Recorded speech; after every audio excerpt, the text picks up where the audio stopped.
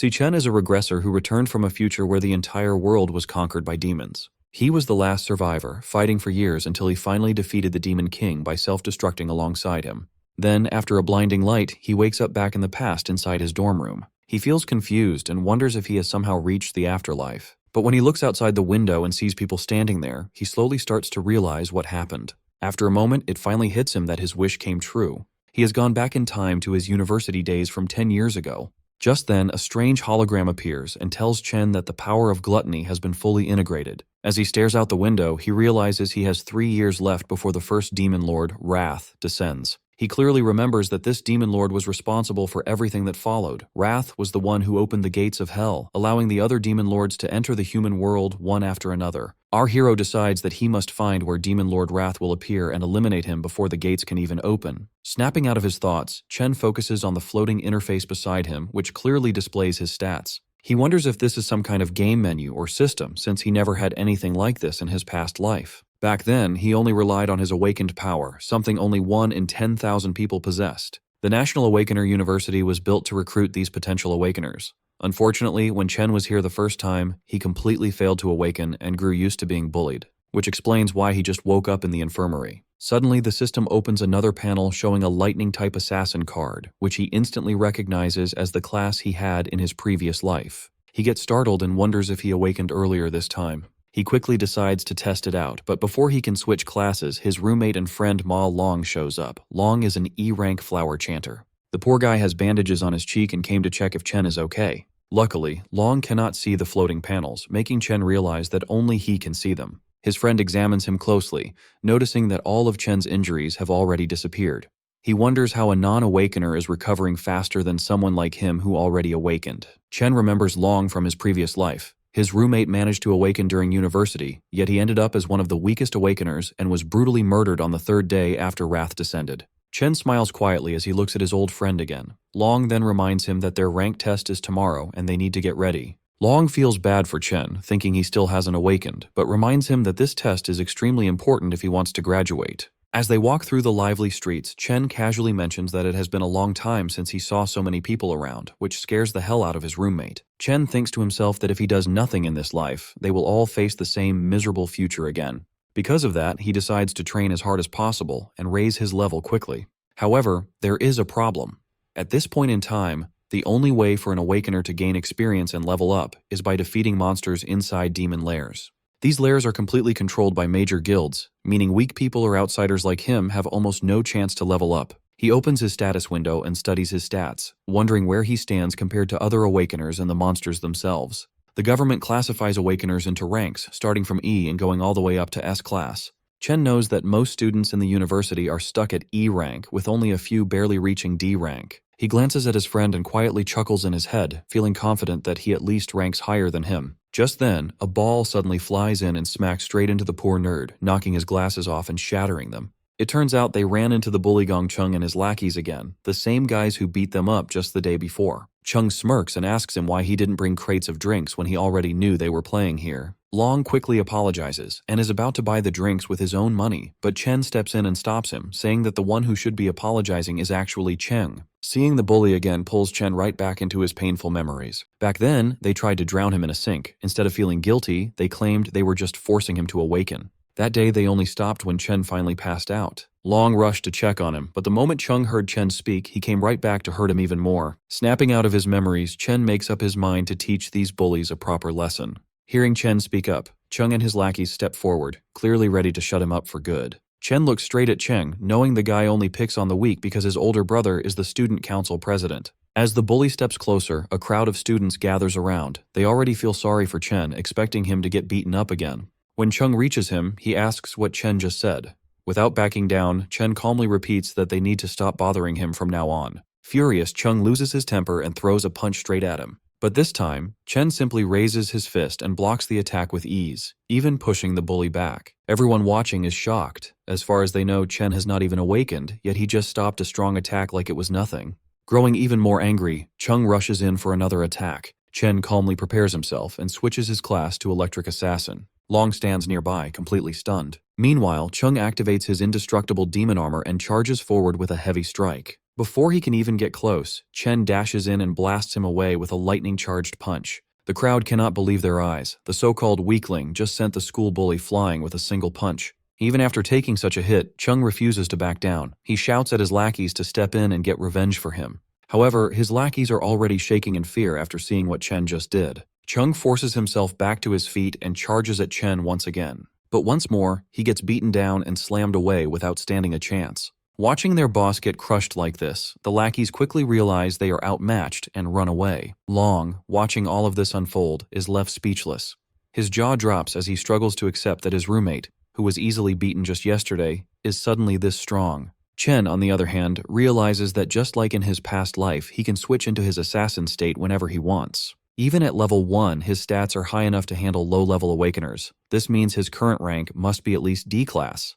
However, there is still one thing he needs to confirm. Even after defeating someone, the system has not given him a level up. Curious about this, Chen steps forward to finish the bully off completely, causing everyone around to watch in panic. Right at the final moment, the vice president of the student council, Ling Yu, steps in and tells Chen to stop. She reminds him that even though Chung was at fault, this level of beating is already more than enough. She assures him that the bully will not dare to trouble him again. Because of this, Chen finally decides to let him go. As he backs off, Chen wonders why the student council is so eager to step in and save someone like Chung. Even though Chen was just putting on an act and didn't actually plan to kill him, he knows that bullies like Chung need to be punished properly. Otherwise, they will just keep targeting anyone weaker than them again and again. Chen then walks away with his roommate. Watching from a distance, the bullies' lackeys hide and whisper among themselves that they should never provoke Chen again. That night, Long tries to tell their other roommates how Chen awakened as a ridiculously strong lightning assassin, but none of them take his words seriously. Long keeps explaining how their once weak friend managed to beat Chung so badly, but Xiang Zuo, an E-ranked nucleus mage, treats it like a joke.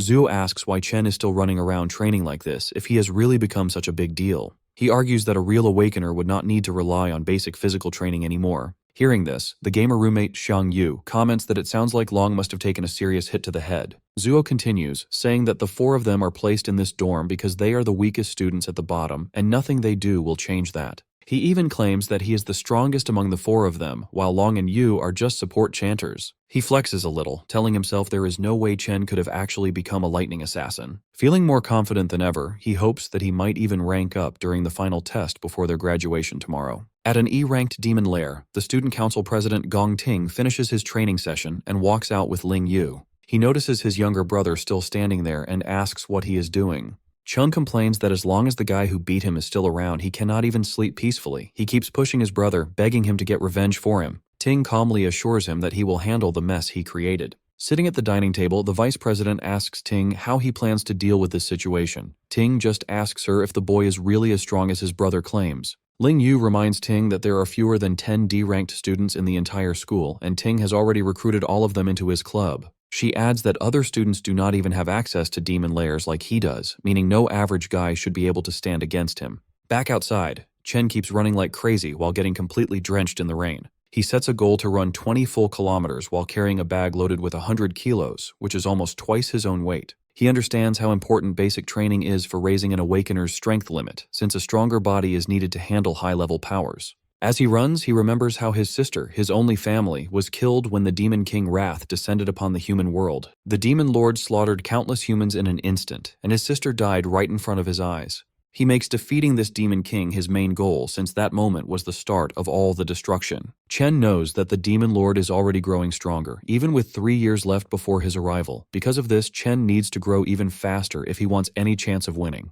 Right at that moment, his sister Siyun calls him. Hearing her voice again after so long leaves him completely silent for a moment. She explains that she could not call earlier because she was busy with a competition. She adds that their rent problem might be fixed if she manages to win a prize. While she keeps talking, Chen quietly listens and smiles. He feels a strong promise in his heart to protect her and give her the life she deserves this time around. After the call ends, he returns to his training and completes 3 more laps around the university. Once he is done, he heads straight for a shower, feeling that he is slowly getting used to this younger body and its strong potential for growth. He sits down and starts thinking about the demon lairs, which only rich people can access. He knows that he will need to defeat monsters somehow in order to grow stronger. While thinking about this problem, he eventually falls asleep and finds himself pulled into the gluttony system. He lands in a strange place and starts wondering if this is just some kind of weird dream.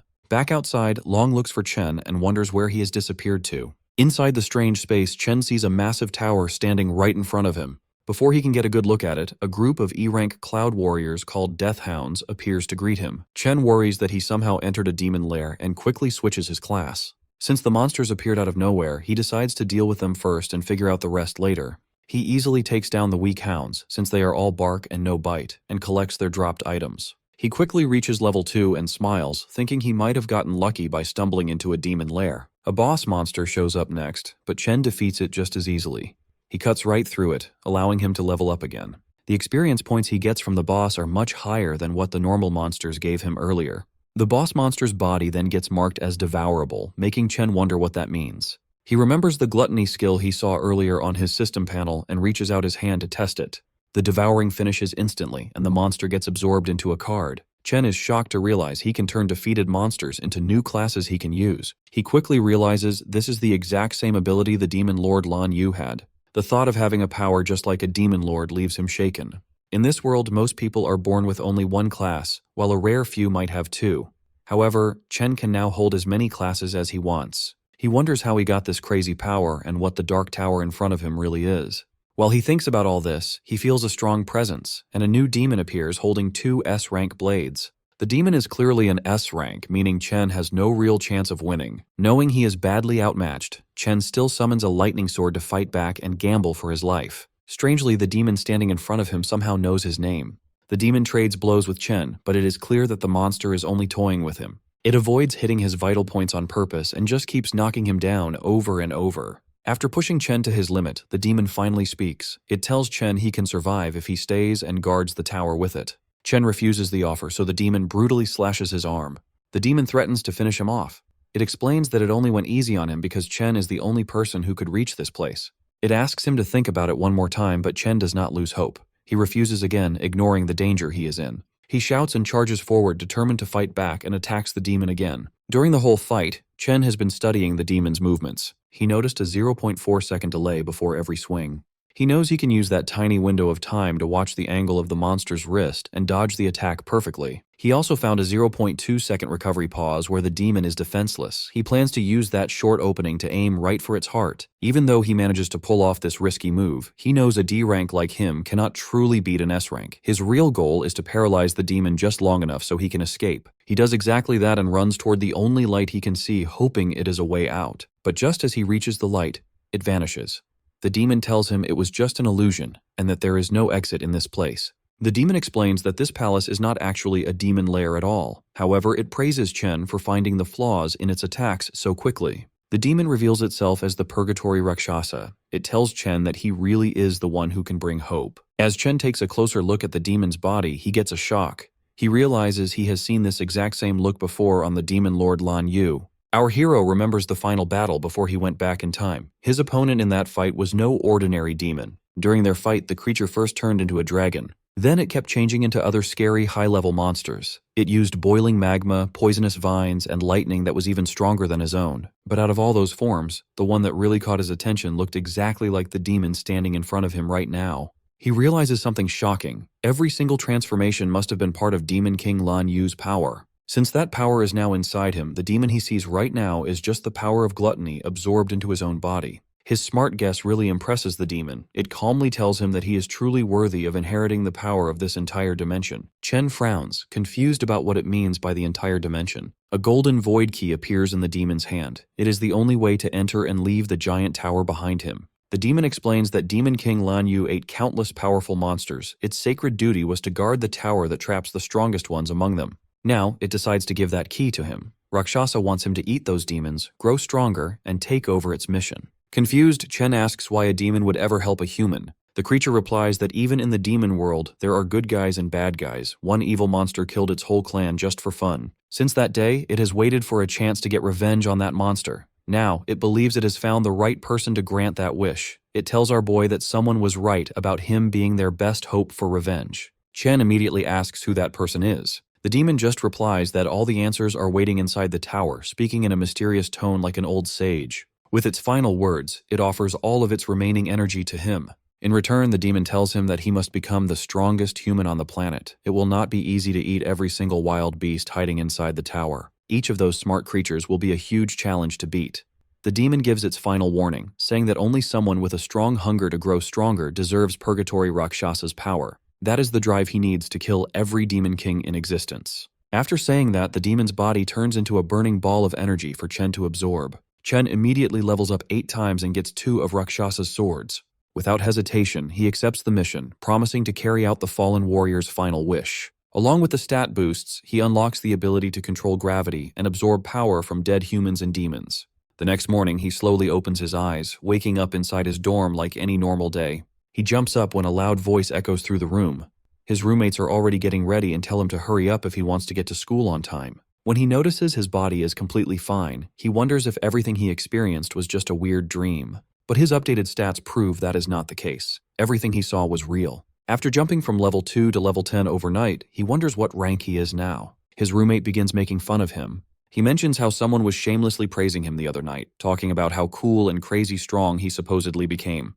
Ma Long quietly peeks from across the room, pretending he had nothing to do with it. Either way, his roommate challenges him to prove it during the ranking test. That test will decide who is strong enough to keep the title of Dorm King. On the way to school, the self-proclaimed Dorm King proudly tells his friends that every rank is divided into 3 different levels. So even though they are all E ranks, he is at least a proud mid-E rank, placing him above the bottom-tier losers. He walks around acting superior because the gap between each level is supposedly huge. Fired up and way too confident, the guy claims he feels so strong that he must have moved up a level since their last test. Really annoyed, Ma Long tells our boy to stop playing around and go all out to at least get a D rank today. That way, the Dorm King might finally shut up. The boys arrive at school, where everyone is nervously gathered for the ranking ceremony. The bullies walk in like they own the campus, insulting anyone who dares to look at them. Even the Dorm King's confident smile completely disappears the second he sees them. But the bullies also lose their nerve. They immediately start bowing respectfully to Big Brother Chen without hesitation.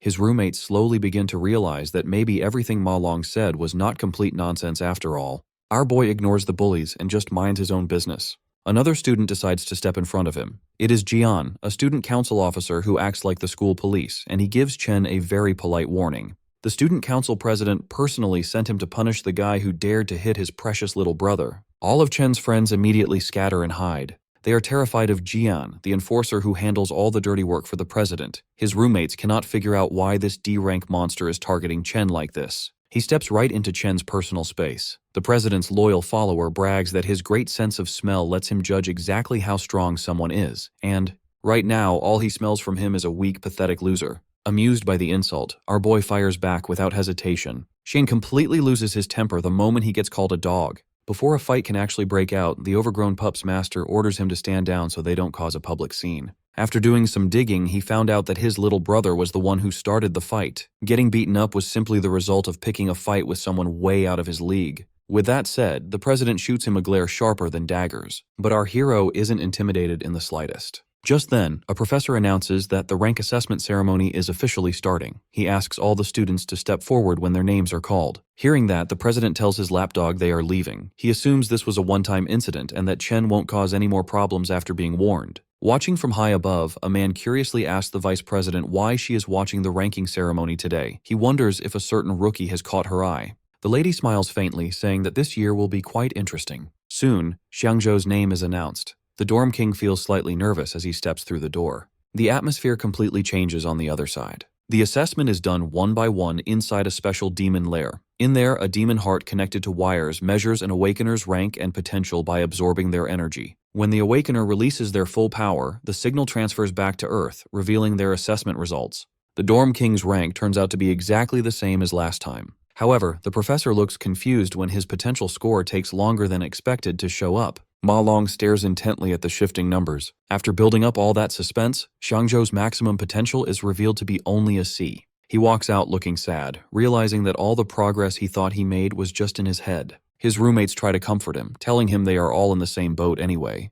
They are all stuck at E rank, with the potential to reach C rank at best. A few moments later, the president's lapdog walks out proudly. He is still a lower D rank, but he has the potential to reach A rank. Chen's roommates begin to lose hope, since they have already seen nearly 10 students reach D rank. Even the professors are shocked that so many students have reached D rank. It is rare for students without real combat experience to break past E rank. Filled with excitement, they call up the next student.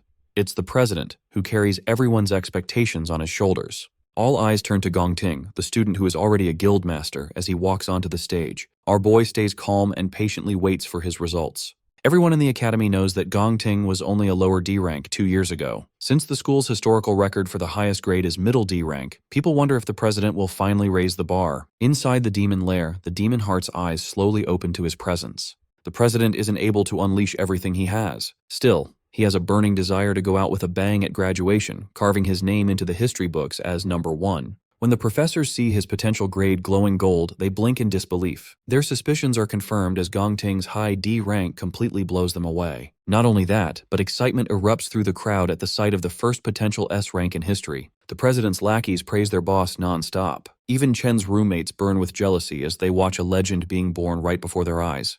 The professors quietly agree among themselves that this news must be sent to the administration immediately. They need to treat their precious S-rank candidate with the utmost care, making sure he never leaves the country. On top of that, he is the youngest student in the academy to be involved with a guild. Their school's name is now guaranteed to dominate the headlines. Observing from above, Principal Yuan Long realizes that Vice President Ling Yu already knew about his potential. That is exactly why she came in person to watch the ceremony. However, she makes things even more interesting by revealing that he wasn't the only one she came to observe today. Besides the flashy president, there is another student she finds much more interesting. Right on cue, that exact student is the next one called onto the stage. Jean comes up with a bright idea and decides to taunt the mysterious urban legend, urging him not to end up as E-rank trash like his roommates. He says they will become a laughingstock if that happens, adding that it's a disgrace for them to even show up at such a prestigious event. Long backs up his friend and boldly claims that he will knock everyone's socks off. The crowd watches in pure anticipation. Chen finally enters the demon lair, and the demon heart instantly senses intense pressure as he approaches.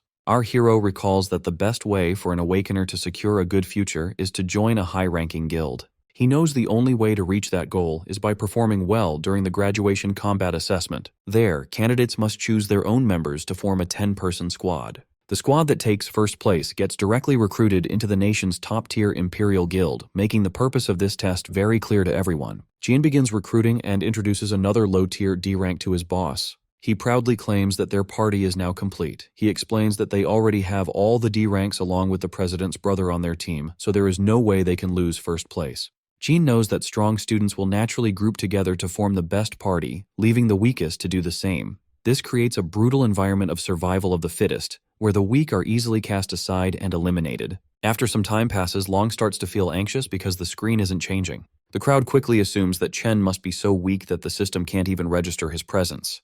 Jian then tells Ting that the remaining students are nothing but trash, so they should just leave instead of wasting their time. However, right as they get ready to leave, the screen suddenly flickers and displays a high D rank label, sending the entire crowd into chaos. Shock spreads across everyone's faces. The president and the student council also react in disbelief at this unexpected result. Soon, the system detects a strange change in the results. It turns out Chen is using the system to see how his level 10 base stats in his normal physical form translate during the evaluation. After seeing a D rank, he switches his class to the Infernal Death King, which is his weakest devoured class so far. His rank instantly shifts from high D to mid C, completely blowing the crowd away. The council struggles to believe that the machine is still working properly. Even the scientists question the situation, wondering why the results keep changing. They soon start to suspect that the machine might be broken beyond repair. At that exact moment, the demon heart becomes unstable, and the results change strangely once again. Chen notices this and decides to switch to a stronger class, transforming into the Purgatory Rakshasa.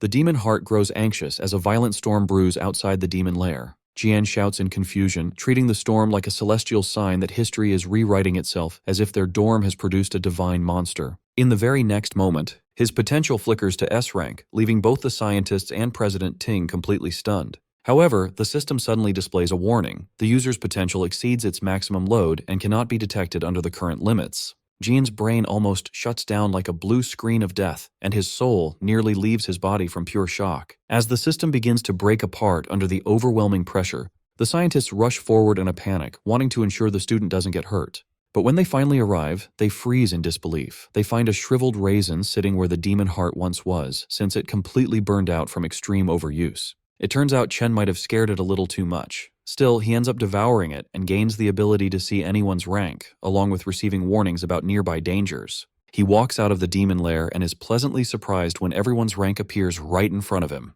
But he quickly notices that the president has hidden his true potential, turning out to be nothing more than a mediocre C rank at best. The scientists walk out awkwardly and inform everyone that the demon heart suffered a heart attack from extreme strain, so they must pause the testing for now. They label Chen's stats as a probable error and announce that a full report will be sent to the higher-ups for review. The remaining students are told to return the next day for their assessment, as a new testing device will be ready by then. On the way back, Chen's roommates hype him up and treat him like an absolute legend after what he just pulled off in front of everyone. Jean clearly can't handle his jealousy. He calls Chen a fraud and demands compensation for breaking the machine and wasting the council's time, acting like a sore loser. Just as Chen reaches his limit and prepares to destroy the guy on the spot, Ting steps in and immediately calls Jian out. The president warns him not to disrespect their teammate, which completely shocks Jian. Ting then extends his hand, inviting the newly revealed powerhouse to join his team. He confidently promises that together they will undoubtedly achieve the highest score in history. Jean starts to panic in the background. He knows someone will have to get kicked off the team to make room for Chen, and this will definitely cause trouble with the brothers. He knows that joining Ting's team practically guarantees first place. Because of this, he wonders what makes Chen so special, especially when other people could not even bribe their way onto the team no matter how hard they tried. Jean swallows his pride and slowly welcomes Chen to the team, placing a hesitant hand on his shoulder. Chen immediately slaps his hand away and says he has zero interest in joining them. This response makes Jian sweat in fear, while Ting just watches the whole thing in silence. Jean snaps at Chen and says he has no clue what he is turning down, reminding him that their team is easily the best in the whole school. Chen turns his back and walks away. He says it has nothing to do with them and calls their group too noisy to deal with. He tells them not to bother him again. Jian boils with anger after being rejected so rudely. The whole school quickly begins to gossip about Chen's refusal. Most students think he plans to take first place all for himself after revealing his C rank. Now, the whole school gets to enjoy the drama unfolding right in front of them. Chen's roommates fully enjoy seeing the humiliated looks on Jian and Ting's faces after such a public and brutal rejection. The president stays calm and tells Jian not to worry if Chen has his own plans. Seeing this, the watching principal sighs in disappointment. He had really hoped the boys would team up. He wanted them to work together to break a new school record.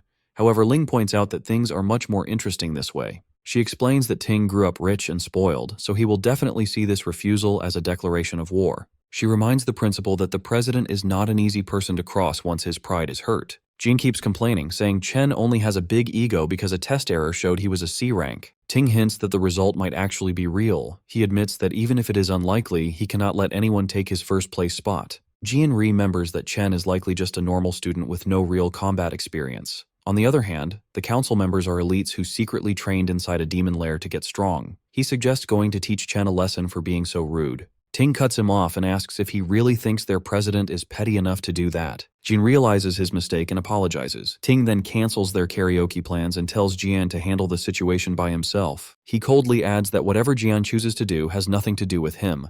Chen understands the hidden message right away. Soon after, a spy walks up to Jian. He reports that Chen already left the school to go home for a while. He mentions that Chen left without even stopping to eat, making things very convenient for them. Jin sees this as perfect luck. He gets excited to crush Chen outside the school where no one can step in to help. As Chen crosses the street, he remembers a disaster from his past life. A top guild had tried to clear a demon lair in the St. He country area. Inside that lair, they met a new monster called Wrath. The monster wiped out the entire top team without them even putting up a fight. The monster then escaped into the human world and caused massive damage everywhere. Even though his memory of it is blurry, Chen is determined to find that same demon lair in this life. To start his plan, Chen needs a lot of money. He heads straight to the Mithril Monster Exchange Center. He remembers that this exchange center will become the biggest trading hub in the whole country in the future. In this world, an Awakener's strength is based on the quality of their weapons and gear. The exchange center is the best place to buy and sell these items. However, Chen just sees this place as a quick way to earn some money before tackling his bigger goals. He walks in and shows a few monster fangs to the broker. The broker looks at them closely with clear suspicion. The broker asks how a mere student got these items. Chen calmly says they dropped from a monster he beat earlier. The broker is surprised and claims he has never seen fangs like these before. His assistant steps in and explains that the fangs come from an E-class monster called a Sang-Sin beast. She mentions that these fangs can be used to make an E-grade weapon or ground into powder for other uses. The rude broker cuts her off and drops the fang back on the table. He claims that an E-grade item is pretty much worthless anyway. He brags that their shop is for VIPs only. They only deal with high-status Awakeners and D-grade items or better. He uses this as an excuse for not knowing what the E-grade item was. In his mind, he complains about not getting any rich customers lately. He sees no point in helping a low-tier student since it will not help him get a promotion. He calls Chen a bother and dumps the work on his assistant, Lee, before walking away. Lee politely hands Chen an envelope of cash. She then asks if he needs help with anything else. Chen checks the envelope to find 18 grand. He decides this is enough to pay his rent for now, without any stress. He then takes out the glowing greatsword he got from the Purgatory Rakshasa. This immediately grabs Lee's full attention. Even though she has never seen anything like it, she guesses it must be at least a B grade or maybe even an A grade item. The broker walks back over and laughs at her guess. He says A grade items cost around 1 million. Having worked there for years, he claims he has never even seen an A grade item in person. Just then, the shop owner walks in. He calmly says that the weapon is neither A grade nor B grade. The broker praises his boss's smart judgment. He smugly agrees that a mere student could never own something so valuable. However, the owner explains that the weapon comes from the Purgatory lands. He reveals that it is actually an S-grade item. Both the broker and the assistant freeze in total shock after hearing this. The owner immediately shakes Chen's hand and warmly welcomes him as an honored VIP guest. He invites Chen into the VIP room and tells him to ask for whatever he needs. Chen feels very satisfied. The owner, Qingji, finally showed up just as he planned. Once they settle into the VIP room, the guild boss asks Chen how much he wants to sell the weapon for. Chen immediately answers with 1 million, which surprises the green-haired boss. The boss tells him it could easily sell for tens of millions, since it is extremely valuable. However, Chen explains that he just wants to use the greatsword as collateral for a $1 million loan for a month. This leaves the man even more surprised. He realizes Chen is very smart and wonders who exactly he is.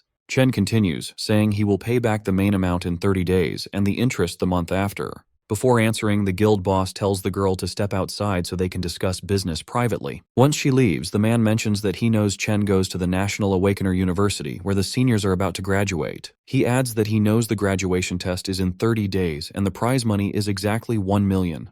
The boss then asks Chen directly if he is completely sure he will get first place in that test. The guild boss figures out that Chen desperately needs money and wouldn't be doing this unless it was his last option. In the end, he offers to lend Chen 1.5 million right away with absolutely no interest. Reaching his hand out, he smiles and says this will be the start of a beautiful friendship. Chen is left speechless by the generous offer. The man reassures him that he won't let a single word leak out from this room. He simply asks that in return, Chen comes to his guild whenever he wants to trade anything else. Chen thinks to himself that this man figured everything out so easily, yet didn't try to scam him. He now understands why the guild boss becomes such a big shot in the future. Chen shakes his hand, realizing that he needs strong allies if he ever wants to defeat the Demon Lord.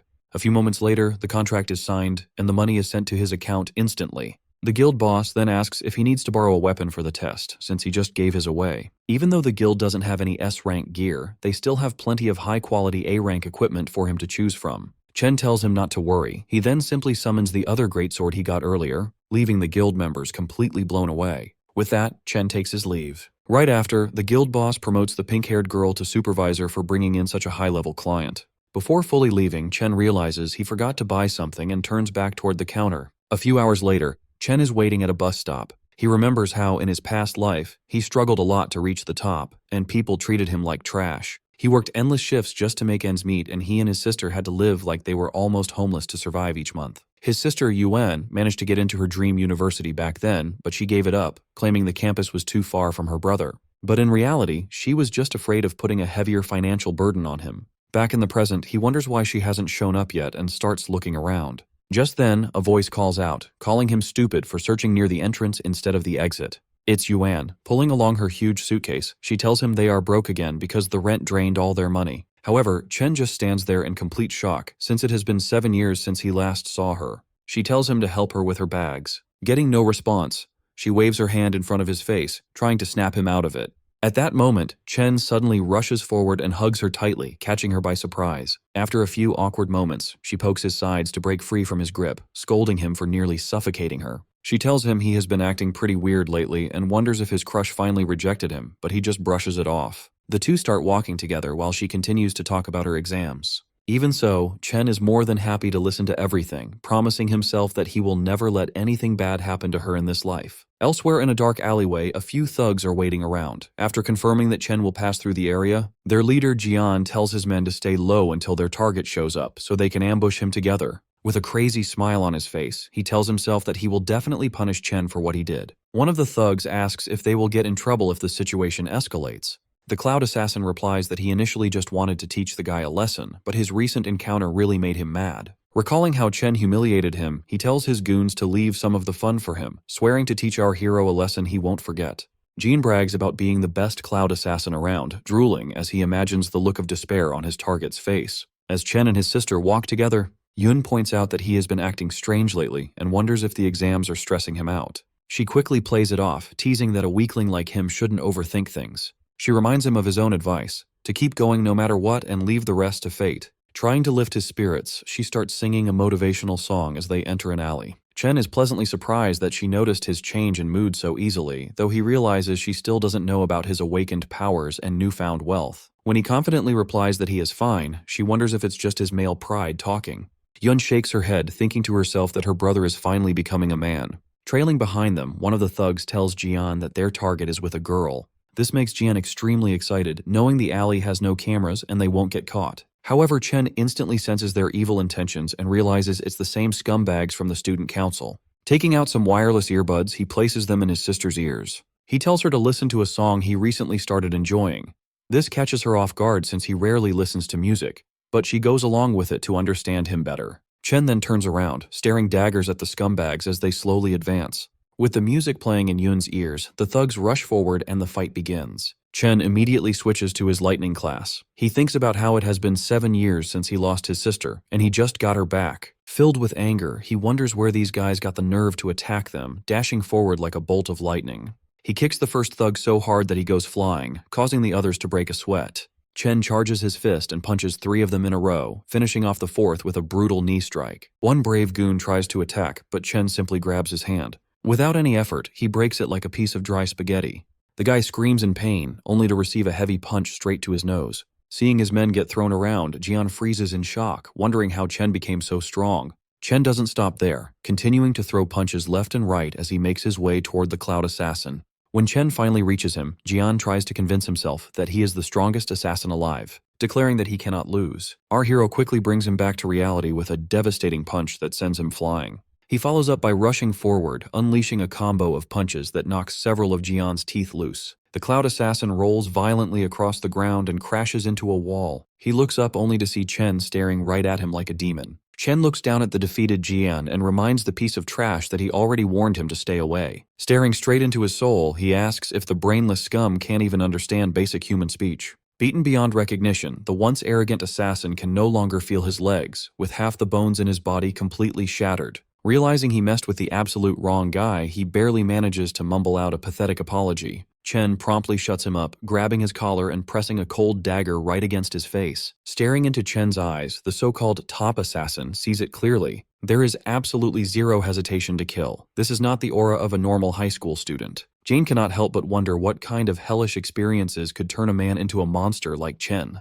Dripping with cold malice, Chen tells the broken boy to remember his words carefully if he wants to avoid a repeat of this nightmare. He won't hesitate to tear them apart if they ever try anything stupid again. Delivering his final warning, he adds one last chilling condition for emphasis. If they so much as step within a mile of his sister, he will gladly hunt down and erase everyone close to them, one by one. With his message delivered, he drops the dagger and casually walks back to Yuni's side before the background song even finishes playing. Meanwhile, his sister is completely overwhelmed with emotion, moved to tears by the painfully sad and lonely lyrics of the track. She cries, heartbroken and confused over what her brother must have endured to change so drastically over the years. She even wonders if her support back then was simply not enough. Wiping her tears, she spins around, determined to give him a proper scolding. But she freezes mid-sentence the instant she spots the gift in his hand. The shiny, gold-plated pen she has always dreamed of owning is sitting right in front of her eyes. Yun flushes bright red with overwhelming excitement. She can hardly believe her brother actually bought her the newest holographic magic pen, an item that costs more than their entire monthly rent.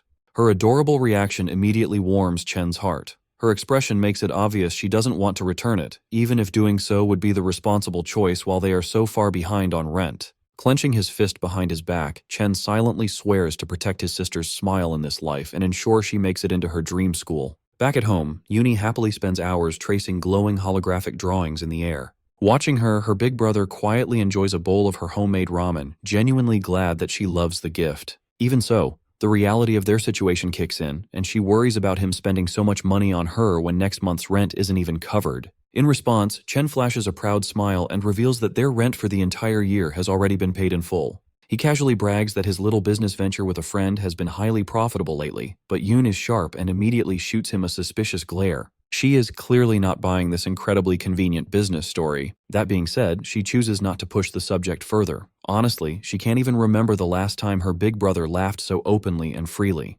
Gently patting him on the shoulder, she makes one simple request. Whatever secret hustle he's working on, he just needs to make sure he doesn't burn himself out. Meanwhile, at a quiet aquarium, Student Council President Ting shares some shocking news with his cousin. The city's best doctors have declared that their top assassin is critically injured beyond recovery. Over half the bones in his body are shattered beyond repair. The fact that he fought Chen was already unexpected, but the horrifying state of his body post-battle is absolutely staggering. His cousin reacts with chilling indifference. Her only disappointment is that the number of elite graduate students joining his team has now dropped. But the president is just as ruthless, brushing it off by stating he'll actually perform better without some burdensome NPC weighing him down. Just then, their uncle, who also serves as the academy's director of employment, speaks up. Director Gong Xuan calmly delivers his official report regarding our hero's recent moves. His detailed investigation into the chaos at the ranking ceremony has finally concluded, and the results are undeniable. Chen genuinely ranks higher than the student council president himself. This massive revelation catches the former top student completely off guard. The director then offers a stern word of advice, revealing that Ting's father personally requested a vice chairman of the alliance to evaluate his upcoming combat exam performance.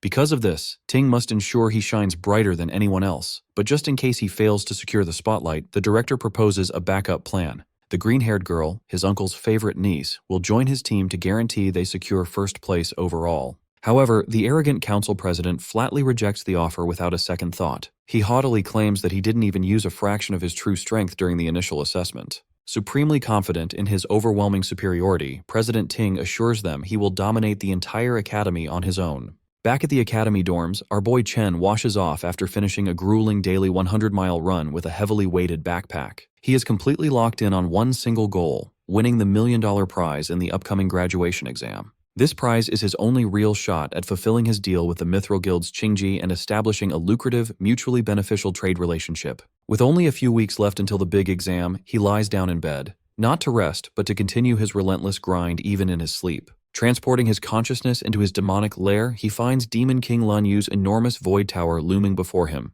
Without a hint of hesitation, he marches up the long, imposing staircase leading to its entrance. Previously, his first assessment using the Gravehound King class reached a respectable mid-C rank. On the other hand, the sheer, overwhelming strength of his Abyssal Fiend class completely overloaded the Academy's rating system. Even the Demon Heart itself was utterly incapable of properly classifying its true potential. Because of this, the only way to accurately evaluate his remaining classes becomes painfully obvious. He must unlock the Void Tower and test their raw destructive power directly on the battlefield. Stepping inside, Chen is curious about what kind of brutal, nightmarish challenge the tower will throw his way. But the moment he sees what waits for him inside, his eyes widen in pure shock. He gets transported to a strange dimension, standing on top of a massive white planet floating in space. The moment he takes his first step, he drops to one knee, barely able to keep his body upright. In the Fallen Star Wastes, the gravity is 10 times stronger than on Earth, and Chen feels the crushing pressure deep in his bones.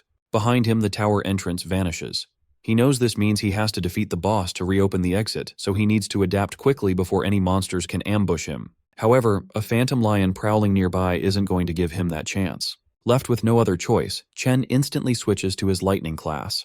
The lion lunges at him, but he narrowly dodges and stabs it right in the shoulder. The beast roars in anger, but the strike doesn't do much damage since it missed its vital spots.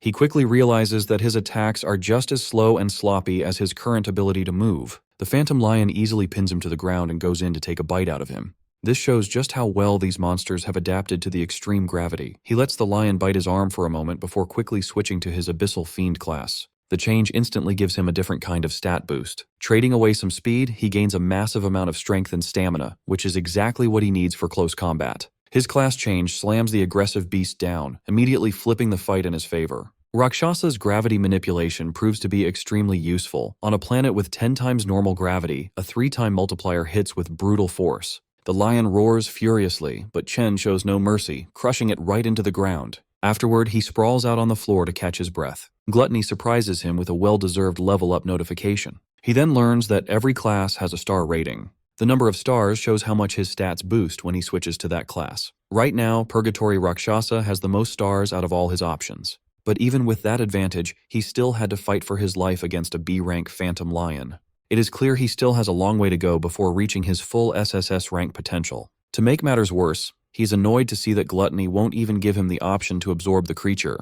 This monster clearly wasn't the floor boss either, since the exit didn't appear after he killed it. Suddenly, a massive door opens behind him. Dozens of glowing eyes peer out from the dark. Reality hits him hard. All the effort it took to beat just one Phantom Lion is nothing compared to what is coming next. Countless B-rank monsters pour out of the door, clawing and attacking him from every direction. Only now does he finally understand what Rakshasa warned him about. The demon told him that the tower was filled with ruthless beasts and that his path would be full of endless pain and suffering. But he was also told to endure it all so he could adapt and grow stronger. Chen suddenly jolts awake from his sleep, feeling like he just survived the worst nightmare of his life. Everyone else in the room is still fast asleep, completely unaware that he just felt the agony of being torn apart by monsters. He finally realizes that the Purgatory's Void Tower isn't a shortcut to instantly leveling up. He is only at the very start of a long and painful journey. A few weeks pass, and it's finally time for the Academy's graduation exam. Many VIPs are there to watch the promising new batch of students. New rules are announced for forming teams, requiring at least one high E-rank student in every party.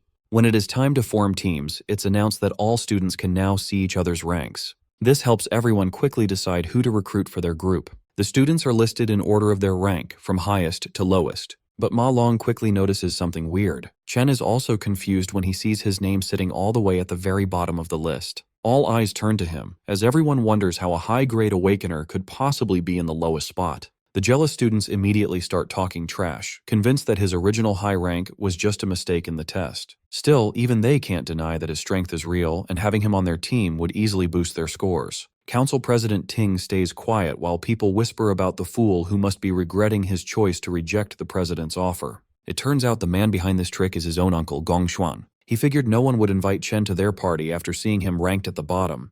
His plan was simple. If Chen can't even qualify, he won't get a chance to beat the president's team. A few hours earlier, the entire classroom practically begs President Ting to let them join his team.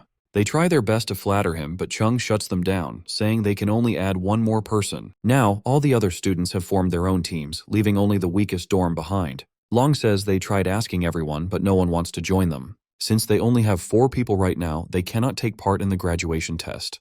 He complains that it is very suspicious that Chen's score was dropped to the lowest rank, making him unfit to even take part. Since the rules require at least one high-level E rank, it feels like their group was targeted on purpose. The graduation test is the only way students can show their talent and get scouted by top guilds. In the final test, the number of participants decides how many monsters the group will face, so having more people is not an advantage. That is why no one wants anything to do with the weak students, as they would only be an extra burden. To make things worse, the 3 lowest-ranked students are all from the same dorm, leaving them completely isolated. A student calls out to Zuo and tells him they are only missing one person. The guy tries to manipulate him, saying he surely does not want to fail the graduation test by teaming up with his weak dorm mates. Chen realizes that if this keeps going, there is a high chance they will all be left out and will not even get to compete. However, the dorm king rejects the offer and says he will never abandon his roommates. The other group leaves in anger, but he still warns them not to underestimate others. Checking the student list, Long announces that almost everyone has already formed their teams. They only need one more person, but no one is willing to join them. Chen stares at the director and realizes the man shares the same last name as the student council president. He notices these dirty tricks. Chen wonders if Gong Xuan really thinks he is that big of a threat. Not losing hope, he declares that he will definitely take part in the tournament and activates his lightning power. Since the others are showing their hate so openly, he tells himself he does not need to hold back either. Releasing his energy, he steps forward while the officials in charge are surprised by his sudden display of power. Even his dorm mates start to wonder what is going on. Chen recalls that all Awakener schools have a special rule. To create a competitive space, students can challenge anyone at any time. Even though it might look like showing off, this is a way to display strength and get recognized. In situations like this, many people would refuse to fight in the first place. However, he knows the student council president will not back down. As long as he defeats the blonde guy, everyone will want to team up with him. A girl appears at the door and calls out to Chen, asking if he still needs someone on his team. She adds that she also wants to take part in this year's graduation test. The vice president points out that she reached D rank back in middle school, so she will not disappoint him. His dorm mates go crazy, wondering how he managed to get such a beautiful girl on his side. Chung and Ting both look confused about what is happening, while the director nearly chokes on his water. The students start gossiping and wonder why an exchange student wants to join the worst-ranked team in the test. No one really knows who she is, but there is a rumor that she comes from the Saint Kingdom. The director gets very angry and tells her that exchange students cannot take part in the school's graduation test. He goes on to say that Ling never took any rank tests here, nor did she prove her rank, which goes against all the rules. The principal suddenly appears and says that the director is right. Gongshuan is shocked when he sees the old man. The principal then asks why Ling wants to join the test, since she will only stay at the school for a short time. Chen is caught off guard and wonders how the principal suddenly teleported, since he is a warrior class. The old man explains that it would not be fair to others if she joins the test, and she simply plays along.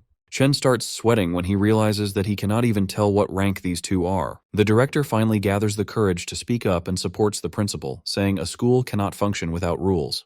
The principal then changes his tone and explains that the goal of the school is to provide a learning space for awakeners so they can achieve great things in life. Even though the graduation test is a tradition, it is also one of the most important moments in a student's life. He asks how the school will make up for the loss if a student cannot take part due to sudden rule changes. The director starts sweating heavily and wonders if he has finally been exposed. He begins to question if the principal is doing all of this just for Chen. Realizing it is not worth the trouble, the director decides to back down. He tells himself that since the strongest students have already formed a team, they should easily win the test anyway.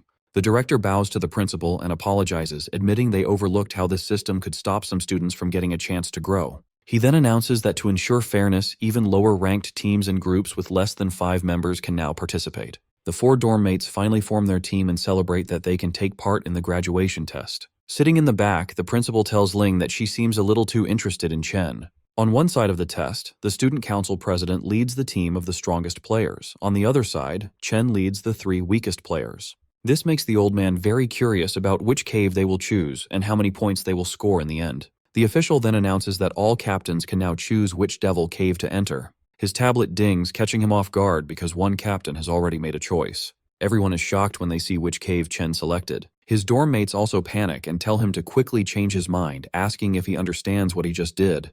However, Chen remains silent as he continues to stare at the screen. During the graduation test, teams of students enter a devil's cave and earn points by defeating monsters. Defeating monster lords and clearing the dungeon quickly gives separate points.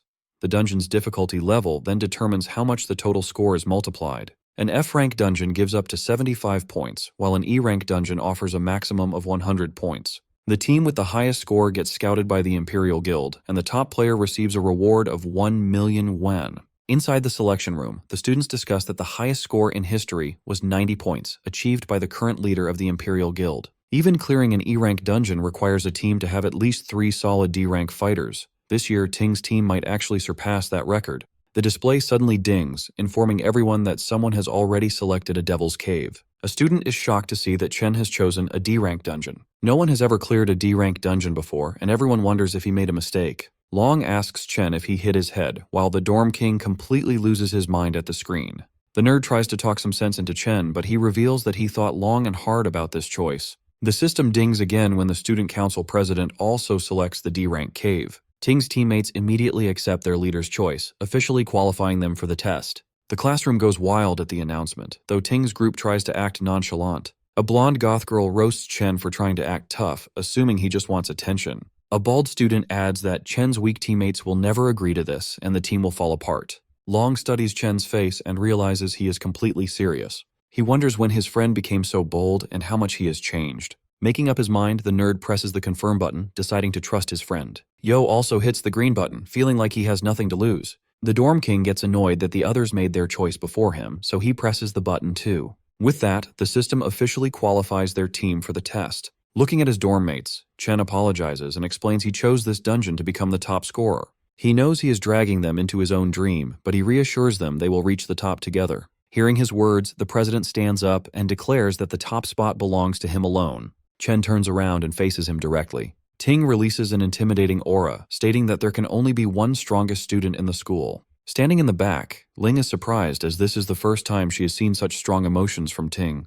The rivalry between the two is now out in the open. The principal feels proud that the students are so fearless, but Ling is uneasy about Chen choosing a D-rank cave, which even a C-rank fighter cannot clear alone. Even though a student can earn 150 points from a D-rank cave, the difficulty is just too high. On top of that, his teammates are not well suited for it either.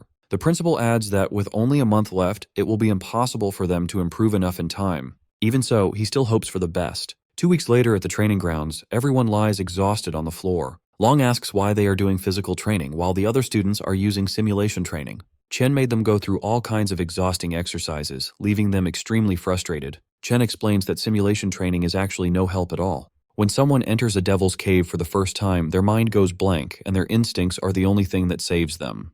The physical training is meant to improve their strength so they can move faster and react better. The best training would be to enter a real dungeon and gain experience, but ordinary students can only dream of that. Only the elites get those opportunities. Furthermore, the elites do everything they can to make sure normal people never catch up, allowing them to stay on top. They have access to resources that regular people spend their entire lives trying to get. The Dorm King asks what ordinary people are supposed to do in that situation. Chen reveals his plan, saying that if they manage to join the Imperial Guild, they can change the entire system. The graduation test is their only real chance to surpass the elites. Driven by this dream, Chen swears to do everything he can to keep his promise and guarantees that they will win. With just half a month left before the graduation exam, our boy trains inside the Void Tower every single night. Defeating the Phantom Lions is no easy task, but he refuses to quit no matter how hard they beat him up. 5 days before the exam, his roommates are training with everything they have. Our boy, however, is on a completely different level. His intense routine makes even the toughest training look like a basic warm-up. With just 2 days left, his rival is clearly not slacking off either. But Chen is improving even faster. Now he can confidently fight a whole pack of lions under heavy gravity. With blood running down his face, he has never looked more ready to win. On the day of the exam, a small drone floats near the students to guide them. The boys walk in wearing matching outfits, looking really sharp. Once all the students put on their wristbands, the exam officially begins. Outside the exam area, the academy principal warmly greets Gong Lin. This sharp-looking man is President Ting's father, the co-founder of the Imperial Guild. The students cannot stop staring at the Imperial Guild co-founder, looking at him like he is a rare animal at the zoo. Their curiosity grows even more when they see the principal and the guild co-founder welcome a fancy white limo. A red-haired man named Carl Cavendish calmly steps out of the car. The students freak out because everyone recognizes him as the vice chairman of the World Guild Alliance. Someone as important as him would normally never visit a place like this. Inside a VIP room, the director tells the special guests that 23 teams are challenging F-rank demon lairs. A few groups chose E-rank lairs, and only 2 brave teams picked D-rank lairs. The Alliance Secretary Sigrid looks very surprised that the students would make such a risky choice. Usually, even a D-rank team needs to prepare carefully before entering a D-rank lair. She asks if the Academy really thought about the students' safety. Hearing her concern, the director calmly explains that the students fully understand what they signed up for. He made it very clear that Awakeners with no real combat experience usually struggle against even F-rank monsters. But the real danger is the lair's boss, which is much stronger than the normal monsters. Many teams end up failing because they cannot defeat the boss. However, things are completely different inside E-rank lairs. Even the basic monsters there are as strong as an F-rank boss. This hard truth is something students usually learn the hard way. The Alliance Secretary then asks if there is any protection for the students if things get too dangerous. The director promises her that the Academy cares deeply about its top students. To keep everyone safe, a warrior from the Imperial Guild stands outside every lair, ready to jump in if anything goes wrong. On top of that, the wristbands each student wears can instantly teleport them to safety if they choose to give up or if their life is in real danger. Hearing this, the lady still doubts that the Academy has students skilled enough to beat a D-rank lair. She quietly wonders how long those teams can actually survive inside. The director, however, is sure that the young E-rank students will probably come running out in tears. Inside the D-rank dungeon filled with giant frozen trees, Chen's teammates are clearly terrified. Anyone would be scared after seeing those nightmare creatures, which look like a mix between weird bats and monkeys. Chen quickly warns his team that these monsters dive at their targets in the blink of an eye, so they need to stay on high alert. Suddenly, a group of the ghost monkey bats flies straight down at them. Surprisingly, all the boys manage to clumsily dodge the monster's super-fast attacks. While they are still excited about dodging a D-rank creature's attack, something even crazier catches their attention. Our boy stands there calmly with a lightning sword in his hand, surrounded by dead monsters lying at his feet. He tells his team to focus on saving themselves first since they aren't strong enough yet, leaving the rest to him. Suddenly, another ghost monkey bat lunges at them with incredible speed, but they barely manage to dodge it in time. Songzu realizes that Chen had actually been pushing them to train their reflexes and speed so they could survive against monsters like this. Ju grits his teeth. He had been calling himself the Dorm King all this time, but now he has no choice but to rely on his random roommate. Meanwhile, Chen completely wipes out the remaining ghost monkeys.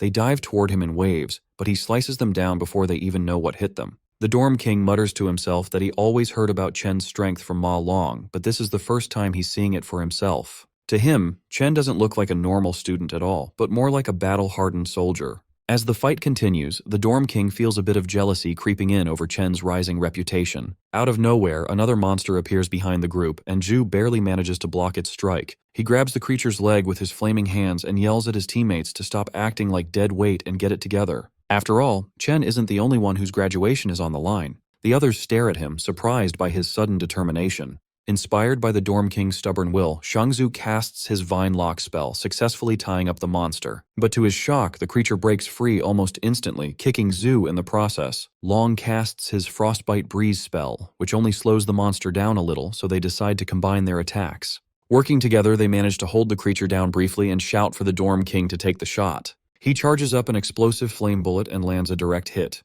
But the attack barely does any damage, only leaving behind a few burnt hairs. He fires several more flame bullets at the monster, but nothing seems to put it down. Shangzhou and Long are already pushed to their limits. The Dorm King decides he can't afford to hold back anymore. He gathers all his strength and unleashes a massive flame attack straight at the monster, triggering a huge explosion. When the smoke clears, only a charred skeleton remains. The drone announces that they have successfully killed a D-class ghost monkey bat. The three of them collapse onto the ground, completely drained. They are thrilled that they actually managed to defeat a D-class monster on their own. Chen walks over, slightly surprised, and they immediately ask if he saw them take it down. The monster leaves behind a single finger bone as loot, and Zuo tries to act tough, casually claiming that killing it was a piece of cake. Chen congratulates them anyway. Soon after, the drone announces that all the monsters inside the Devil's Cave have been cleared. Watching the live feed, Director Gong nearly loses his mind. He can't believe these supposedly weak students with zero real combat experience defeated a D-level threat. The rest of the staff just stay completely silent. At the same time, Vice Chairman Cavendish's assistant calmly praises Chen for his outstanding performance. He thinks to himself that Chen's aura reminds him a lot of an old friend. The Vice Chairman mentions Chen's name and decides to remember him, which instantly worries President Ting's father and the director. To keep the focus away from Chen, the director quickly points everyone's attention toward the student council team inside the other D-rank cave. He points out that the team has already reached the middle section. The chairman's aide praises their teamwork, comparing their skills to a professional guild raid team. Chairman Carl smiles at this and says that the graduates this year are truly impressive compared to past classes. Director Gong whispers to himself that the real battle is just starting, and the best part has yet to be seen. Inside the D-rank Toxic Vine Cavern, the president's party is attacked by poisonous mushroom monsters popping up from all directions. A girl plays her guitar to cast a decay spell, while a star mage groups the mushrooms together using his attraction ability to set up a combo attack. He calls out to the captain, and the president charges in with his sword, ready to finish the monsters off in style. With a single fast strike, the president unleashes his blazing sky sword skill, blowing the mushroom monsters apart perfectly. His teammates notice that the monsters in this school test are exactly the same as the ones they fought during training. Because they know what to expect, the team handles the fight easily without feeling any pressure. They already guessed that the school officials set up the test ahead of time for them. Having the right support makes life much easier for them. Thinking this, they start celebrating early. They are totally confident that they will win first place this year without a real challenge. Down on the final level of the Cloud Forest, the boys are shocked they actually survived long enough to reach the boss monster. In the middle of a frozen wasteland, they spot a giant ghost ape calmly eating its meal. The Dorm King starts sweating right away, just thinking about how strong the monster is. One hit from that beast would probably kill him instantly. Right then, the creature slowly locks its eyes on the weakest person in the group. Ma Long screams in fear, and that single loud noise is enough to make the beast attack. The giant ape jumps right at them in a scary leap. The boys run away as fast as they can to save their lives. Chen just charges forward without any hesitation. He jumps straight into the beast's giant face with a hard kick, then lands a series of fast punches that bounce its heavy body in the air. He ends the fight by completely ripping the monster apart into pieces. Seeing this brutal fight leaves his friends completely shocked. Even after winning, Chen feels annoyed because these D-rank monsters are not giving him enough experience points. The item drops are disappointing too. He then hears his teammates shout in excitement that they found giant mana stones. It turns out the giant ape was hiding the shiny stones inside a hollow tree trunk. His friends are amazed by the surprise treasure and quickly reach out to grab the crystals. Chen shouts a warning for them to stop, but he is a second too late, and a bright flash of light explodes from the trunk. In just a few seconds, the whole area is covered in solid ice. Shangzu, the Dorm King, and the camera drones are completely frozen by the cold blast. Up in the VIP room, the live video feed suddenly cuts out. The shady director smiles, looking like he was waiting for this to happen. He knew high-rank monsters would set traps, and he figured it was only a matter of time before Chen and his rookie team walked right into one. Vice Chairman Cavendish frowns, clearly worried about the students. The director pretends to feel bad about Chen failing and says they have no choice but to pull the team out right away. The principal disagrees. He points out that the students are not in any real danger yet, because their wristbands will automatically turn on if their health drops too low and none of them have asked to give up. He believes only the students should have the right to decide when to quit. Down in the dungeon, Ma Long shakes in the freezing cold. Out of everyone in the group, he is the only one who did not get frozen. This is because his character class has a naturally high defense against ice magic. Long hears a scary laugh and spots a skeleton ice monster staring right at him without any mercy. He recognizes it as the Lord of the Lair, remembering it from the Monster Compendium.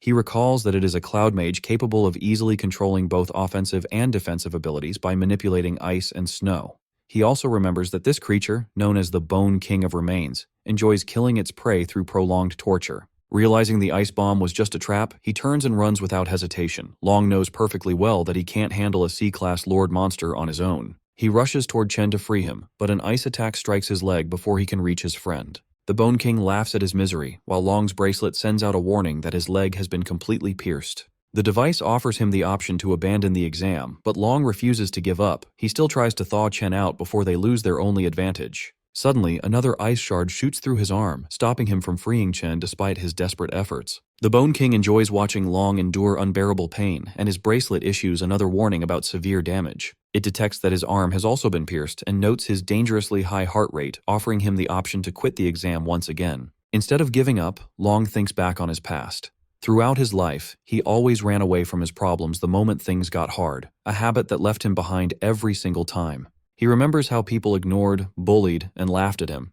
He and his friends have worked way too hard to reach this point to just quit now. Seeing this as his final chance to change his fate, he gathers the last of his strength, stands up, and finally manages to release Chen. He stands tall just as the Bone King unleashes a relentless barrage of icicles straight toward him. Right as the attack is about to land, Long lets out a loud roar, and Chen finally opens his eyes.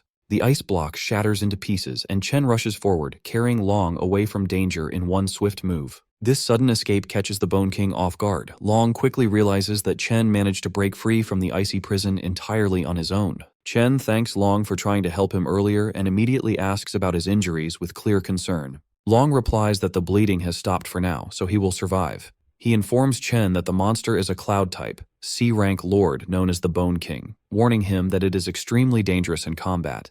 He adds that they must avoid getting frozen again at all costs if they want to survive. They turn back and see the Bone King charging up a massive cluster of ice shards. Long is stunned, realizing the monster is about to drop a giant ice nuke on them. In the next instant, the bomb crashes down, covering everything in blinding white. The monster begins to laugh, but suddenly stops when it notices that both boys are still alive after the devastating attack. Chen switches his class to the Doomflame King and activates his Cloud Warrior Frost Body, granting him complete immunity to cold damage.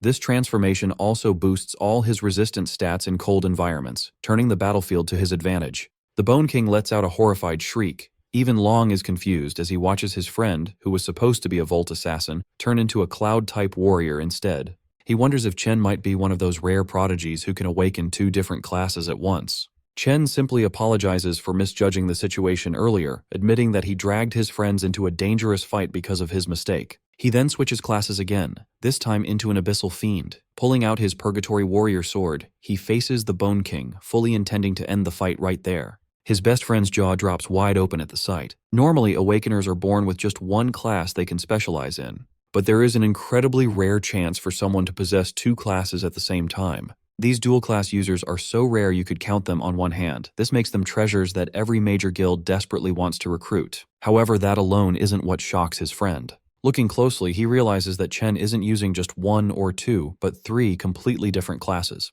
On top of that, each of these classes is in a league of its own. In his Abyssal Fiend form, Chen's stats shoot up at an insane rate. His overwhelming physical strength launches him off the ground like a rocket. He charges forward with explosive momentum toward the boss. The monster's smug grin instantly vanishes when it feels Chen's deadly aura. In a single clean motion, he slices through the bony monster like a knife through butter. This instantly levels him up to 17 and earns him a rare loot drop. Staring at the shattered skeleton on the ground, his friend is still in absolute shock that Chen just one-shot a C-rank boss.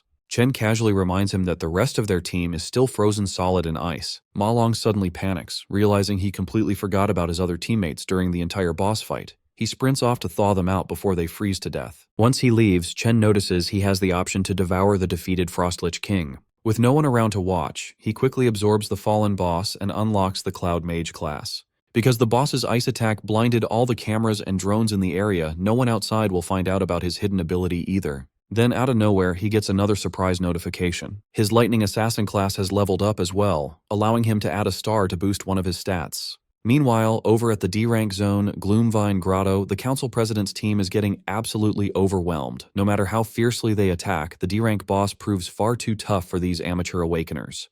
The mage trying to hold the monster down with chains is already on the verge of collapsing. On top of that, the Lightning Archer's arrows feel more like a light massage than actual damage to the boss. The beast easily tosses them around like cheap action figures. The humiliation makes them question if all their combat training and simulations were completely pointless. They have never faced anything even close to this level of power. The mage quickly realizes that the president is their only real hope of winning. Standing far in the back line, the president strikes a dramatic pose. He charges up his ultimate skill while receiving power buffs from the support mages. Once he finally gathers enough energy, he launches himself at the boss with his flaming sword. The blade pierces straight through the monster's core. It then erupts into a storm of flames, melting the creature from the inside out. His teammates erupt in cheers, celebrating the rise of a legend whose name is sure to go down in the history books. The drone nearby announces that their team has cleared a grade D zone in just over 30 minutes. Completely fired up, his party is fully convinced they secured first place. They believe no other team could possibly beat that time. They eagerly exit the lair, expecting to see their names proudly shining at the top of the rankings.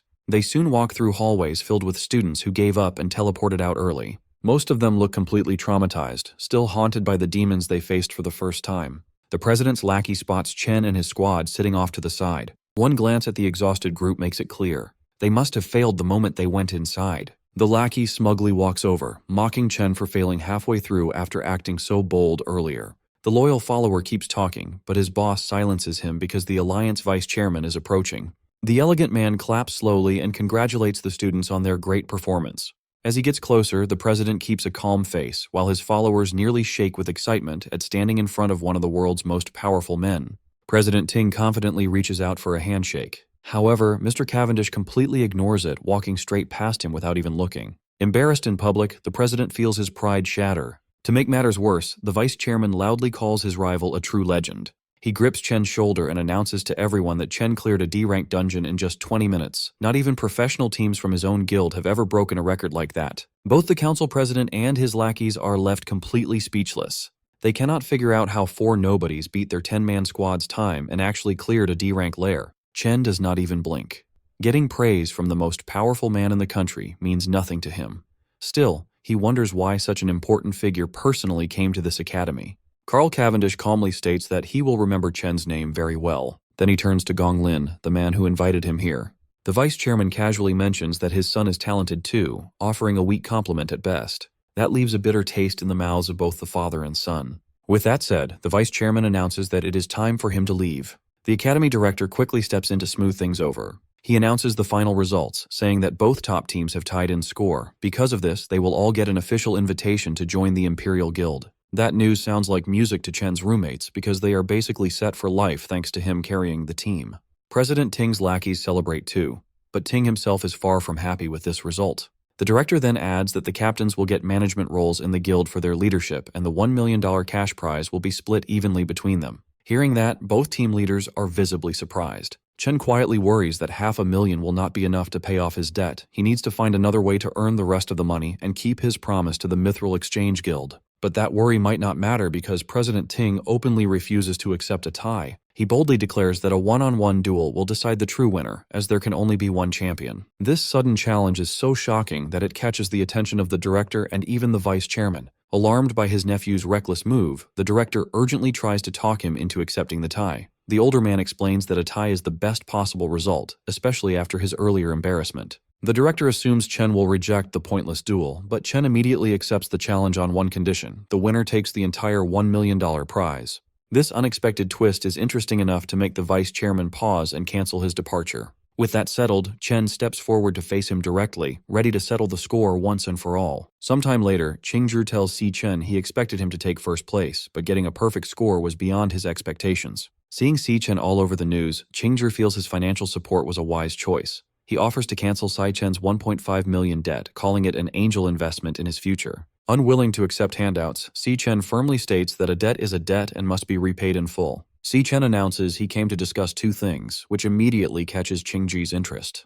First, Si Chen requests a one-week extension on his repayment deadline. Because the graduation test ended in a tie, his prize money fell short by 500,000. He reveals his plan to get the rest of the funds, a one-on-one tiebreaker against the other champion, Gong Ting. The duel will happen next week inside a wild devil's cave outside the school. Qingzhi is shocked by this reckless idea, questioning why two students would enter a wild dungeon. He warns Si Chen that it is too dangerous without professional training. Unfazed, Si Chen tells him not to worry and promises to win the remaining $500,000. To make up for the extension, Si Chen promises to hand over all the monster materials he gathers from the cave as interest. Seeing Si Chen's lack of fear and clear focus on his debt, Qingzhi sweats in disbelief. He admits to himself that the young man is truly special. Si Chen casually adds that there is a second, more important reason for his visit. With a serious face, Si Chen bluntly states his final piece of news. Whatever he reveals leaves Qingzhi completely shocked, his mouth dropping open in disbelief. Speechless, Qingzhi stands up and stares at Si Chen in stunned silence. Later that afternoon at Qingshui Middle School, Si Chen's younger sister, Si Yun, celebrates the end of her final exams while her classmates complain about the difficult test.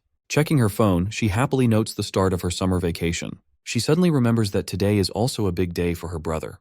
His graduation assessment. She looks at her phone's lock screen, which shows a cheerful selfie of her and Si Chen. 4 years ago, an excited Si Chen burst into the room with his admission letter from the National Awakener University, thrilled that he had elemental potential. A younger Si Yun excitedly asked if he was going to become an awakener like their parents. Full of hope, Si Chen promised to join a top guild, make money, and give her a better life. He also believed that gaining power would let him find the truth behind their parents' disappearance. Si Yun cheered him on, confident her brother would become a strong awakener. In a more recent memory, a sad Si Chen sat at his desk. He worried that he was already a senior and still hadn't awakened his powers, while Si Yun watched him. Noticing her worry, he quickly tried to hide his sadness. Forcing a smile, he told her everything was fine and he just needed to work harder. Si Yun reflects on her brother's journey. Despite working harder than anyone, he was the only student who failed to awaken. She realizes how lonely he must have felt watching his peers succeed, all while hiding his pain to protect her. Her classmate, Zhu Tong, runs up and greets her. Zhu Tong asks if Si Yun has heard the latest news. She reveals that the National Awakener University produced 2 genius graduates this year. Zhu Tong explains that both graduates led their teams to perfect scores and were praised by the vice chairman of the Guild Alliance, making their county famous. Zhu Tong remembers that Si Yun's brother goes to that university and asks about him. Si Yun hesitates, feeling sad about the question. Before she can answer, a pink-haired student interrupts them with a flirty greeting. The boy, school idol Jin Duoxin, smugly tells Si Yun he booked a private room and asks if she is free to join him tonight. Zhu Tong is shocked, asking since when Si Yun knew the school idol. Si Yun just looks very annoyed. Without saying a word to him, Si Yun turns and runs down the hallway as fast as she can. A confused Zhu Tong wonders why her friend is running away, while Jin Duoxin watches her leave. Sprinting home, Si Yun imagines her brother crying in failure while his peers celebrate. Desperate to comfort him, she decides to prepare a big feast to cheer him up. Later that night at their apartment, Si Yun prepares a huge, delicious spread of food with a hot pot and many side dishes. Si Chen is amazed by the feast, asking his sister how she made so much food so quickly. As Si Chen happily eats, Si Yun watches him quietly, full of concern. On the TV, the news broadcasts a report on the graduation test at the National Awakener University. Si Chen continues to enjoy his meal while the news details the visit of Vice Chairman Carl. Seeing him act so cheerful, Si Yun assumes he is just faking it to hide his failure. The news reports a rare dual champion event where 2 students got perfect scores. The broadcast reveals that Vice Chairman Carl praised one of the team leaders who earned the perfect score, announcing the name Si Chen. Hearing the name, Si Yun looks at the TV in shock. She cannot believe the news that her brother, whom she thought failed, is actually the genius with a perfect score. In a dark room, a bloody whip lies on the floor, and a voice coldly states that the stage has been set. The speaker is Gong Lin, standing over his beaten son, Gong Ting. Holding the whip, Gong Lin yells at him, saying he had invited a special audience for his son's victory. He scolds his son for ruining the performance he had planned. Covered in bloody marks, Gong Ting breathes heavily as his father angrily reminds him that he embarrassingly tied with a nobody. He declares that Gong Ting will no longer make his own decisions. He reveals that he has already taken control and rigged the upcoming tiebreaker.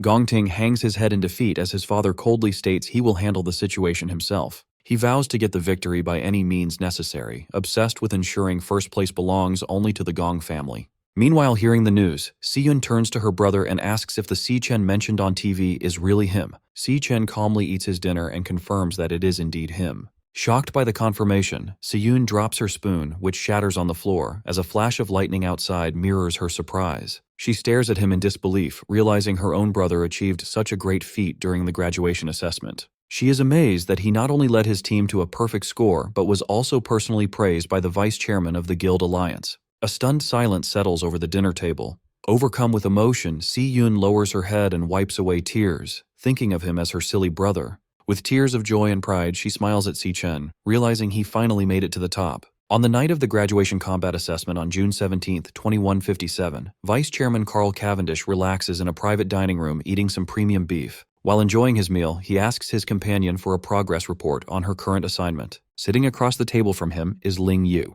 She hands over a black folder with top-secret files on a subject called the Devourer. She informs Carl that the target left no traces over the past year and warns that their surveillance might be discovered. Unbothered by the warning, Carl praises her work and tells her to eat first. Ling Yu hesitates, mentioning she has one more piece of information to share. She reveals she noticed a highly suspicious individual who recently contacted Carl, which immediately grabs his attention. She explains that the rapid rate of this person's power increase is completely abnormal. Inside the Devil Tower, a shirtless Si-chen crackles with golden electricity. He reflects that he has spent over half a month on the first floor, taking out nearly every monster. He has fully adapted to the floor's 10 times gravity. His system interface shows his Lightning Assassin class at level 17, with heavily boosted stats. After the graduation battle, his Lightning Assassin class reached 100% proficiency and rewarded him with an attribute point. This confirms that actively using a class increases its proficiency. Surrounded by the glowing avatars of his 4 classes, Si-chen realizes none of them have reached their maximum limit yet. He puts his new point into speed, the most important stat for an assassin. The multiplier boosts his speed to 740, equal to an A-rank assassin. Even with this massive speed increase, he finds himself in a tense standoff against a pack of glowing purple phantom lionesses.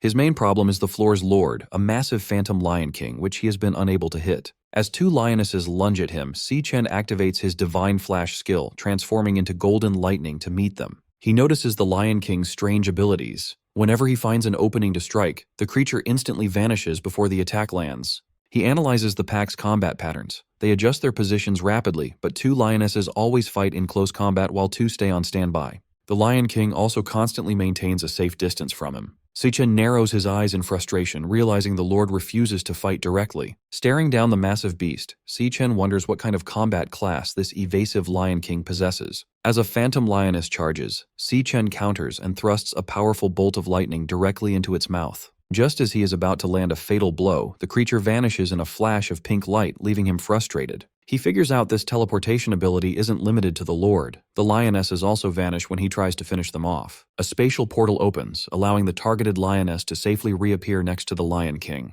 The pack's strategy becomes clear. The moment he pauses, another lioness lunges forward to bait his attacks. Determined to break their coordination, Si-chen channels Golden Lightning and unleashes a rapid flurry of slashes. However, the beasts keep vanishing before his blades connect. The pack strictly maintains its formation, teleporting back to the Lion King whenever they are in danger. The lionesses force Si-chen to constantly block their glowing claws. Every strike from Si-chen meets the same result, as the lionesses vanish to evade damage. They flawlessly rotate attackers through the portals, keeping a fresh beast on the assault. Si-chen continues to strike the lunging beasts, but the cycle persists as they vanish at the exact moment of impact. The lionesses continue their endless loop of attacks, forcing Si-chen into an exhausting battle. Sweating from the relentless pace, Si-chen glares at the Lion King, realizing the Lord is purposely dragging out the fight to toy with him. Leaping into the air to evade a beast, he wonders why he is stubbornly trying to beat teleporting enemies using only speed. Deciding on a new tactic, Si-chen opens his system interface and initiates a class switch, enveloping himself in freezing blue energy. As ice forms over his body like armor, he reasons that if the Lion King avoids direct combat, he doesn't need to use a close combat class.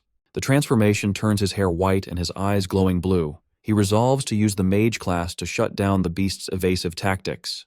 The system confirms his class switch to the level 17 Cloud Mage, Frostbone Skeleton King. Standing tall with an icy crown, Si Chen prepares to use his area of effect spells to control the battlefield. Now in his level 17 Cloud Mage class, Frostbone Skeleton King, Si Chen floats high above the battlefield and unleashes a wide-scale spell called Frost Spike. A heavy barrage of ice spikes rains down, causing massive explosions that force the Phantom Lionesses to scatter and retreat. Observing the chaos from above, Si Chen notes that while mages might be weak in close combat, their long-range attacks allow them to completely dominate the battlefield. He targets the Lion King with a concentrated shower of falling ice spikes.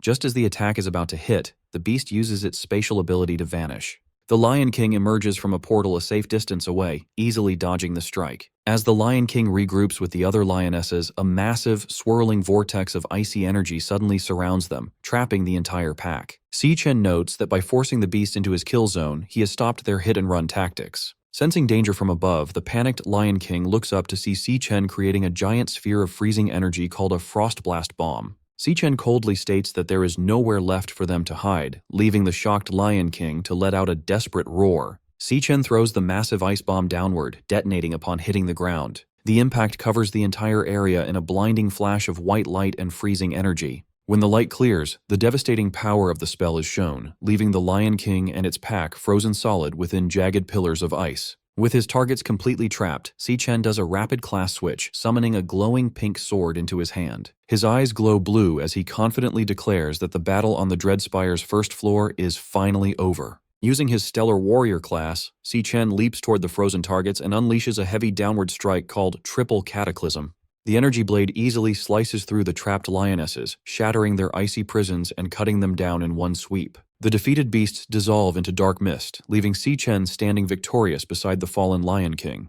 The system confirms his victory. His alias, Ash C, levels up to 24, and he is rewarded with several Phantomane bones and a rare heart. A new prompt appears over the defeated Lion King, showing the boss monster is ready to be devoured. Si Chen stands over the dead beast, gathering a bright light in his hand as he starts the absorption process. His eyes glow red as he focuses his energy on the body, wanting to find out what evasive class the monster used against him. Activating his absorber ability, Si Chen pulls a swirling vortex of dark red energy from the fallen beast into his fist. The energy forms a new system card in his palm, revealing the Lion King's Stellar Tamer class. The card explains its annoying abilities, forcing contracts with other beasts and instantly teleporting them across the battlefield. Examining the Stellar Tamer card, Si Chen reflects that he has never seen a class like this before. This discovery helps him understand why the boss avoided direct combat. He figures out that the Lion King's base stats were simply too weak, forcing it to hide behind its teleporting minions. Reading the card's skills, Si Chen admits that the Stellar Warp teleportation ability is incredibly powerful.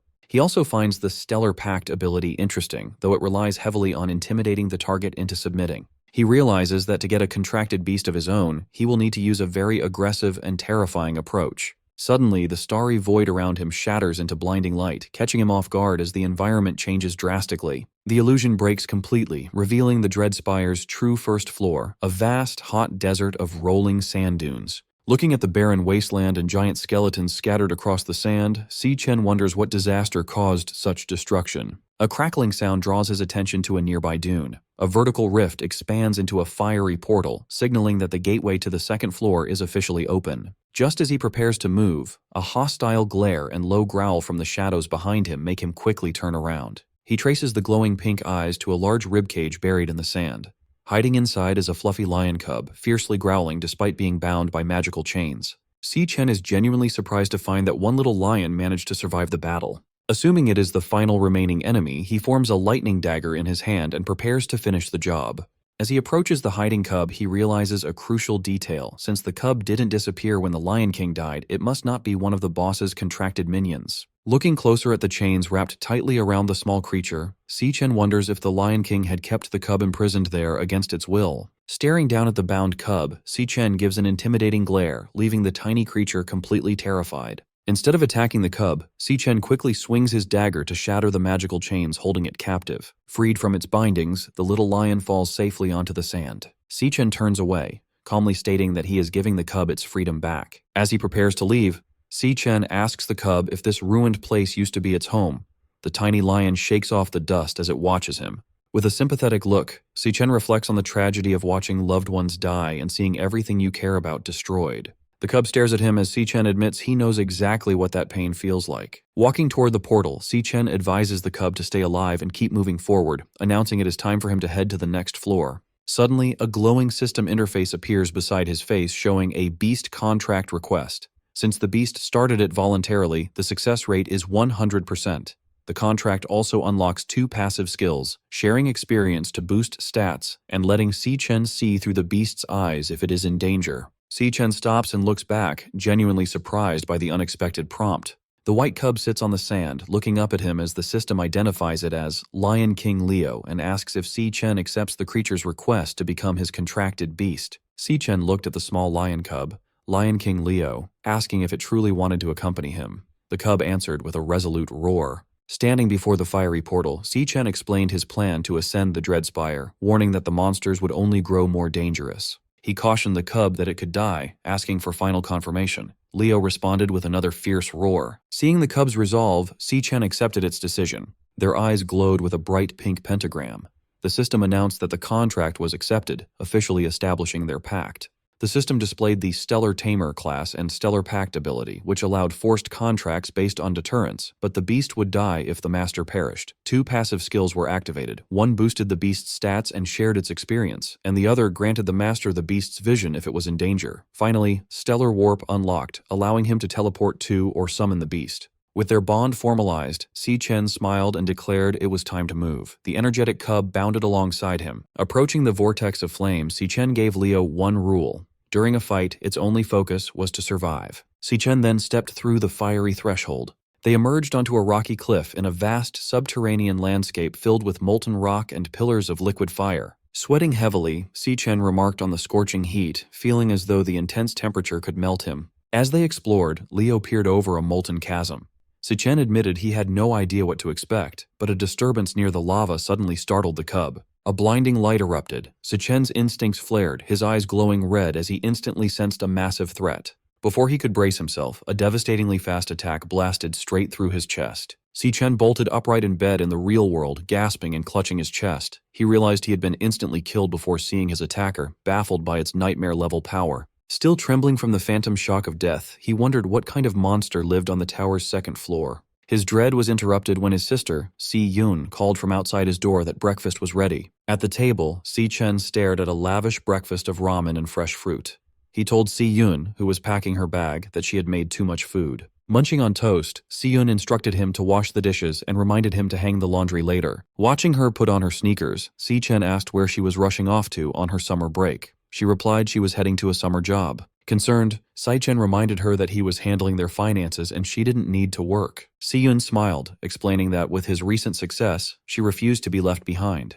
She added that doing nothing all summer sounded terrible, then cheerfully reminded him to do his chores and left. Following his sister's instructions, Si-Chen washed the dishes and hung the wet laundry in the living room. Finishing his chores, he reflected that his sister had always been like this. Looking at a framed photo of them, he admired how tough and unshakable she remained. Ironically, even though she wasn't an adult, he often felt she was the one looking after him. His thoughts darkened toward his looming responsibilities. Once his school affairs were settled, he had to confront the Demon King Wrath. This battle would keep him away from Si-Yun for a long time. Recalling her smile, he admitted she was the only person he couldn't stop worrying about. Suddenly, an idea struck him. Pressing his fingers to his temple, he wondered if a certain experiment might work. His eyes glowed pink as he channeled his abilities. A portal materialized, and Lion King Leo tumbled out, landing safely in the room. Si-Chen stared in disbelief. He was amazed he could pull his contracted beast out of the Dread Spire and into the real world. The energetic cub quickly made itself at home, darting around the living room and playfully shredding tissues. Looking at his system interface, Si-Chen formed a plan. He could command Leo to protect his sister during his absence. Thanks to his passive skills, if she was in danger, he would share the beast's vision and teleport to her rescue. Knowing Si-Yun adored animals, he recalled her happily petting strays. Watching his beast, Si-Chen smiled, confident that gifting her a little lion cub was a perfect idea. A loud crash from the kitchen interrupted his thoughts. Startled, he went to investigate. Hoping Si-Yun would like her new pet, his confidence evaporated when he saw the kitchen. The cub had caused absolute chaos, shattering plates and gnawing on the faucet. Outside in the city at sunset, a surge of dark energy destroyed a security camera on a utility pole, leaving the area unmonitored. Beneath it, a bleeding man clutched an ice blade and retreated in terror. He pleaded with his unseen attacker as a massive demonic claw manifested before him. The demonic claw lunged forward, brutally impaling the man through the chest. His eyes widened in horror as glowing crimson tendrils hoisted him into the air. A terrifying system interface appeared, displaying a loading bar that coldly indicated the man was being devoured. Elsewhere, an exhausted Si-Yun walked home with bags from her summer job. She sighed in relief, her feet destroyed from the bubble tea summer rush. Her route took her into a dim underpass. Unbeknownst to her, she walked directly beneath the recently destroyed security camera. As her footsteps echoed, a sudden presence made her stop. She turned in surprise as someone from the shadows coldly announced that she was finally there. Waiting in the dark underpass, Jin Duoxin holds a large bouquet of red roses, showing he has been waiting a long time for her. He steps into her path to offer the flowers. He mentions she left school too fast to hear his invitation, adding that he booked the entire top floor of Purple Peak Tower for them tonight. Looking at the flowers, Si-Yun asks how he knows her address. Jin Duoxin proudly credits his father, the city hospital director, saying finding such minor details is easy for him. Unimpressed, Si-Yun coldly replies that they are from different worlds. She tells him not to look for her again and walks away. Annoyed, Jin Duoxin grabs her arm to stop her. He complains about the effort it took to book the venue and angrily asks if she really plans to stand him up and humiliate him in front of his guests. Si-Yun glares at him, saying she doesn't care about his reputation. She then calls him out, telling him it is creepy that he stalked her all the way home. Triggered by being called creepy, Jin Duoxin loses his cool. With a dark expression, he threatens her, warning that she doesn't know who she is talking to or what he could do. Before he can finish his threat, Si-Yun swiftly counters and delivers a hard headbutt to his face. The impact sends him crashing to the ground, crying out in pain as he holds his bleeding nose. Standing over him, an angry Si-Yun yells at him to get his head checked at his father's hospital. Fuming, she walks away, warning him to stay away while complaining that his pathetic stunt ruined her day. Later that evening at her apartment building, a warm light shines from her family's window, offering a stark contrast to the dark alleyway. Upon arriving home, Si-Yun is amazed when she is given the fluffy white lion cub, Leo. Her eyes sparkle with instant adoration. She eagerly snuggles the tiny beast, completely in love, and excitedly asks her brother, Si-Chen, where he found such an adorable creature. Si-Chen introduces the cub as Leo, explaining he is a special gift for her. Overjoyed, she marvels at the fact that she gets to keep a baby lion. As Leo purrs in her arms, Si-Yun notices a strange detail. She wonders why the tiny cub already has a big mane, since normally only adult male lions grow them. She quickly ignores the mystery, declaring she will get him registered in the morning.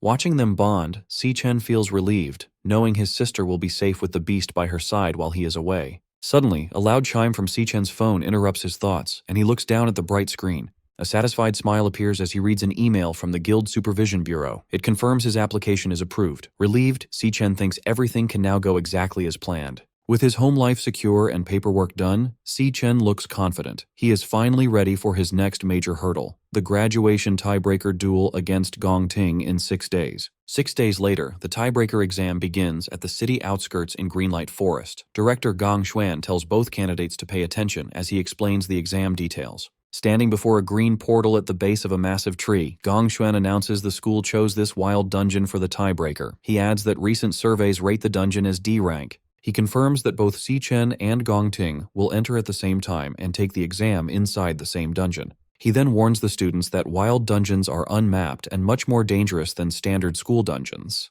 Because of this risk, 3 senior guild members from Easternia will join as examiners. They will enter the dungeon with the candidates to keep them safe and score their performance. The team includes Ivan from the Imperial Guild, Yasmin Kai from the Divine Eye Guild, and Sato Woda from the Silver Guild. Gong Xuan explains that the final scores will be decided by what these 3 examiners see. Meanwhile, a live video feed of the exam is shown in a dark VIP room at the academy. Watching the screen, Gong Lin smirks. He silently hopes the 3 examiners handle their secret deal properly, ensuring a clean job with no loose ends. In the same room, Principal Yuan Long asks Vice Chairman Carl Cavendish why he is still at the academy since his official schedule ended 2 days ago. Carl laughs, watching Si-Chen and Gong Ting on the screen. He replies that nothing is more interesting than this event, admitting he hasn't seen 2 real prodigies fight in years and refuses to miss it. Pointing toward the green portal, Director Gong Xuan loudly declares the official start of the graduation tiebreaker exam. With fierce determination, the match between Si-Chen and Gong Ting begins. Without hesitation, both candidates walk directly into the glowing portal. Si-Chen steps out on the other side, covered in the lingering green energy of the portal. He looks around his new surroundings, finding himself in a gloomy, dark landscape filled with dead trees. Standing near the entrance, the examiners take in the eerie environment.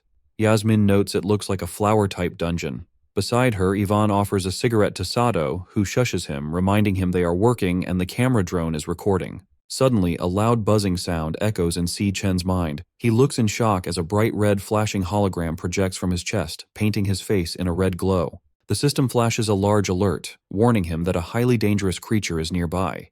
Stunned, Si Chen realizes this is the first time his demon heart has ever issued such a serious warning. Soon the system alert abruptly vanishes, leaving Si Chen wondering if a high-ranking monster truly lurks inside this mere D-rank dungeon. He and Gong Ting continue their trek down a desolate path framed by massive, gnarled roots and twisting branches. Gong Ting confidently takes the lead, navigating the foggy terrain, while Si Chen follows closely behind. Observing the candidates from a high ridge, Yasmin notes the fog's suffocating thickness. Beside her, Sato Woda orders the examiner team to stay on high alert and keep their eyes glued to the examinees. A loud crack abruptly shatters the tense silence as the rocky ground violently ruptures before the students. A grotesque, massive insectoid creature bursts from the earth, identified by the system as a poison cage ant, a D-rank flower archer. Reacting instantly, Gong Ting unsheathes his katana and charges aggressively at the towering beast. Watching this swift response, Ivan praises the young man's exceptional reaction time. However, Sato Woda cautions that wild dungeon monsters are faster, crueler, and far more underhanded than anything used in school training. The poison cage ant initiates its attack by firing a toxic volley of glowing green projectiles, but Gong Ting agilely deflects every strike with his swift blade. With a fluid, powerful motion, Gong Ting leaps into the air and slices the monstrous insect cleanly in half. As the ant's severed upper torso crashes heavily to the ground, Gong Ting's blade flares with intense golden energy before he thrusts it straight through the fallen creature.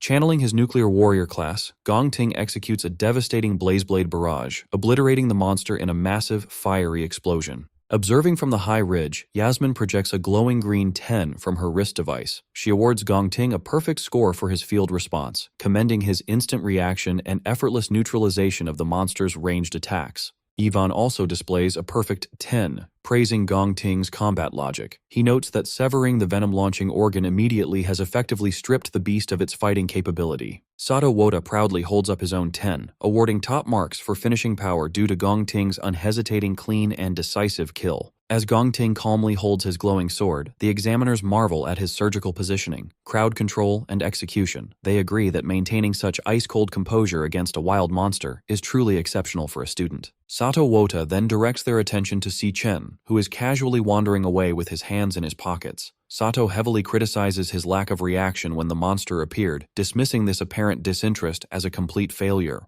Gong Ting remains silent, simply staring at his rival's remarkably relaxed and unbothered demeanor. In the VIP observation room, Carl Cavendish and Principal Yuan Long closely monitor Si Chen. Carl casually asks the principal what he thinks the young man is actually trying to accomplish out in the fog. With a knowing smile, Principal Yuan Long deduces that Si Chen is actively hunting for something specific. Down in the dungeon, Si Chen pauses, tapping his foot against a tangled cluster of giant tree roots. He realizes this central spot offers a way to wipe out the entire threat in a single, sweeping move. Golden lightning crackles to life in his hand, forming a bright, jagged dagger. Declaring he has finally found his target, Si Chen ruthlessly plunges the lightning blade straight down into the roots. The strike sends a massive shockwave of golden lightning deep underground, violently rupturing the earth. A hidden nest of poison cage ants is blasted upward, completely engulfed and obliterated by the explosive electrical energy. Sweating profusely, the examiners realize Si Chen has deliberately targeted the monster nest. They question his sanity, terrified that provoking a horde of D-rank monsters will get everyone killed. Watching the chaotic explosion, Gong Ting's usual composure cracks, leaving him visibly shocked and wondering what Si Chen plans next. Gathering momentum, Si Chen channels intense electricity into his boots and forcefully launches himself upward.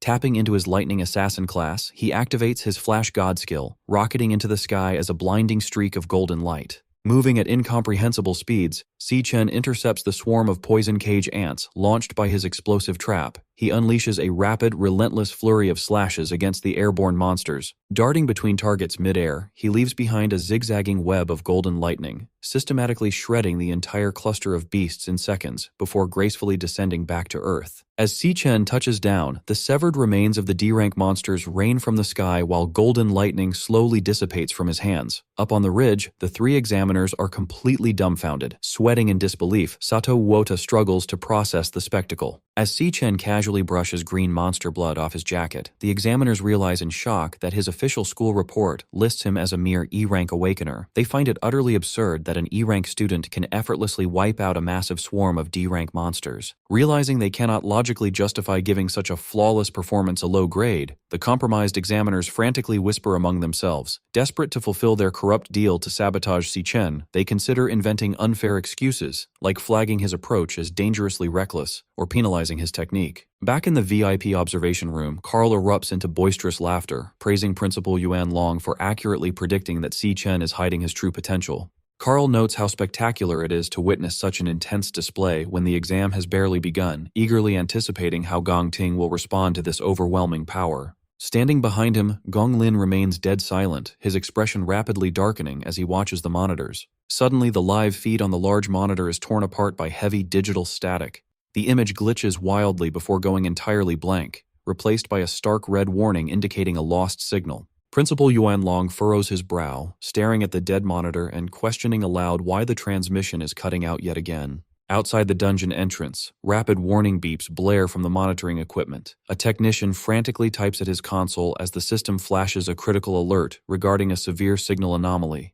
The diagnostic screen shows the dungeon's official D-rank classification violently glitching into an unreadable question mark. Simultaneously, internal communication signal strength crashes to absolute zero. The technician stares at the corrupted data in pure shock. Director Gong Xuan breaks into a cold sweat, demanding to know what catastrophic event is happening inside the dungeon. Their panic peaks when the portal's swirling green energy suddenly dissipates. The glowing threshold vanishes entirely, leaving nothing but an ordinary empty cave opening that effectively traps the candidates inside. Deep within the isolated dungeon, a sinister, ethereal melody begins echoing through the gloom, physically manifesting as floating, glowing pink and green musical notes.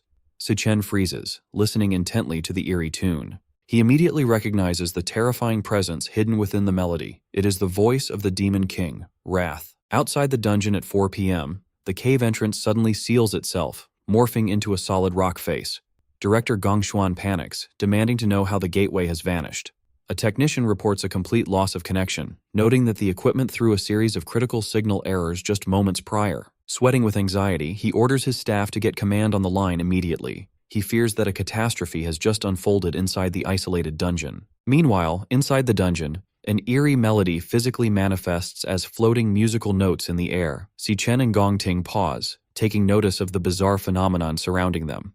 The examiners are equally confused by the sudden shift in the atmosphere. Yasmin Kai asks the others if they hear the noise, and Sato Wota confirms that it sounds like strange music. Feeling the heavy rhythmic thuds of the melody, Si Chen grows deeply alarmed. He immediately recognizes the sound as the voice of the Demon King, Wrath. He desperately wonders why Wrath is present in this low-level dungeon, knowing the Demon King is not supposed to appear for another 3 years. Suddenly, the Demon Heart system bombards Si Chen with severe high-danger alerts. He tenses up, realizing the interface is screaming at him about an imminent, lethal threat. As heavy thuds shake the ground beneath him, Si Chen realizes that something massive stands right behind him in the fog. A sinister laugh echoes through the cavern as a towering, shadowy figure approaches through the thick mist. Visibly shaken by the overwhelming presence, Sato Wota wonders what kind of monster hides in the fog, just as 2 glowing eyes pierce the gloom. The creature steps into view, revealing itself as a grotesque humanoid mantis monster radiating dark energy. Glaring down at the group, it sinisterly welcomes the humans and declares that they have walked right into its trap. Stunned to hear the creature speak, Sato Wota realizes that a monster capable of forming words must be at least a high-tier C-rank beast. He frantically questions how such a powerful entity can possibly exist inside a D-rank dungeon. Fearing the high-level monster will slaughter the students, Sato summons a massive, glowing axe and leaps forward to intercept it. He urgently orders everyone to get behind him for protection. Before Sato can even land his strike, the mantis demon counters with blinding speed. In a single, brutal motion, it swings its scythe-like appendage and cleanly severs Sato's entire arm. As the other examiners freeze in horror, the mantis demon instantly vanishes and reappears directly behind Gong Ting. Raising its bloodied scythe, it mocks the group, telling them to curl up and accept their fate. With a sickening thud, the monster ruthlessly drives its blade straight through Gong Ting's shoulder and out of his chest, commanding the young man to die. Despite being impaled, Gong Ting grits his teeth through the agonizing pain. Instead of falling, a fierce, crazed grin spreads across his face. Capitalizing on the monster's close proximity, Gong Ting swings his flaming golden sword down and brutally chops off the creature's trapped scythe arm, leaving the mantis demon wide-eyed in shock. Without missing a beat, Gong Ting follows up with a powerful mid-air kick that launches the crippled beast backward across the rocky terrain. Bleeding heavily from the massive hole in his shoulder, Gong Ting ignores his severe injuries and glares with glowing eyes.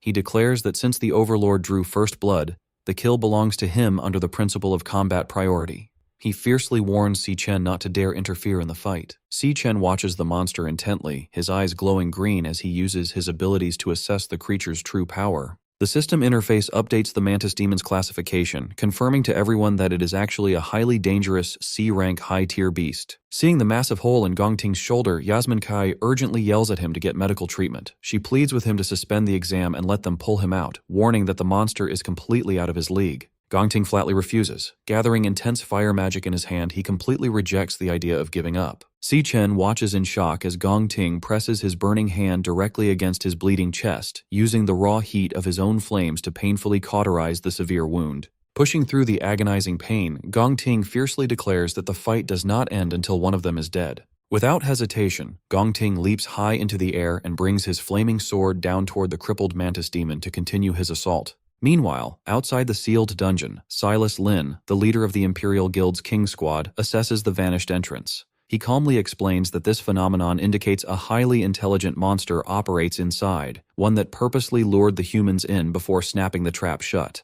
Director Gongshen panics, desperately asking if there is any way to force the entrance back open since the students are still trapped inside. Silas coldly states that there is only one way to make the exit reappear. Someone on the inside must track down and kill the dungeon's overlord. Desperate for a silver lining, Director Gongshuan tries to rationalize the situation. He suggests that since a standard D-rank dungeon caps out at a C-rank overlord, the trapped examiners and students should still have a fighting chance to kill it and escape. Silas quickly shatters his optimism. He reveals that the initial D-rank reading is just a fabricated mask created by the Overlord to purposely disguise the dungeon's true, deadly nature. Connecting the clues, Silas deduces that this specific dungeon is the culprit behind the recent string of Awakener disappearances his team has been investigating. He gravely informs a horrified Gongshuan that the trap they stand in front of is actually an extraordinarily dangerous B-rank dungeon. Meanwhile, in the dungeon, the monstrous insect attacks relentlessly with its scythe-like arms. Gong Ting stands his ground, parrying the heavy blows with his flaming katana. He quickly retreats to evade a sweeping strike. As the beast raises its arm for a devastating blow, Gong Ting vaults into the air. The creature's attack misses. Its bladed limb buries deep into the ground and becomes firmly stuck. Seizing the opportunity, Gong Ting declares that he has the monster trapped. With a swift, powerful swing of his glowing sword, he severs the creature's head. The decapitated head tumbles across the rocky terrain as the rest of the group gathers. Yasmin watches in stunned disbelief, amazed that Gong Ting has managed to defeat the Overlord entirely on his own. She admits that his strength is genuinely formidable. Nearby, Ivan channels a green healing aura into Sato Wota's injured arm, asking if he is recovering. Sweating, Sato expresses his gratitude for the timely intervention. However, Sato's relief vanishes as he checks his smartwatch. He alerts the others in a panic that his device has lost its signal, leaving them completely isolated. Yasmin and Ivan immediately check their own gear. Yasmin confirms her connection is gone, while Ivan grimly notes that every signal, including their compass positioning system, is completely dead. Sato panics, demanding to know when the camera drones went offline. Gong Ting looks back at him in confusion. Suddenly, the headless mantis monster stands back up. Without warning, the decapitated creature lunges straight at a shocked Gong Ting. Si Chen instantly intervenes, unleashing a flurry of golden lightning strikes that slice the creature into pieces. The system confirms the kill, awarding him experience points. Still reeling, Gong Ting demands to know how the monster kept moving after he cleanly chopped off its head. Si Chen calmly explains that the mantis was never the true overlord. It has been hypnotized the entire time, allowing its body to fight even after death. He urgently orders the examiners and Gong Ting to leave the dungeon immediately, warning that any of them could be the next target. Defensive, Gong Ting questions how Si Chen could possibly know that. Sato angrily accuses Si Chen of losing his mind, insisting there can only be one C-rank overlord in the dungeon. He argues that the high-tier monster they just fought has to be the boss, as nothing else makes sense. Before Si Chen can argue further, his system floods his vision with critical warnings of a highly dangerous creature. Suddenly, a massive, pulsing wave of psychic energy sweeps through the cavern. Caught in the blast, Yasmin, Ivan, and Sato's eyes begin to glow with a sinister pink light as the true Overlord's hypnosis takes complete control of their minds. Realizing his warning has come too late, Si Chen quickly activates a wireless earbud. He immediately recognizes the distinct pulsating sound wave. In his past life, he witnessed the Demon King, Wrath, use this exact frequency to seamlessly hypnotize and slaughter millions of ordinary humans across the globe. He turns to see Yasmin, Ivan, and Sato perfectly synchronized, marching forward in a mindless trance. Convinced that the dungeon's true overlord is directly connected to Wrath, Si-Chen coldly resolves to face the creature head-on.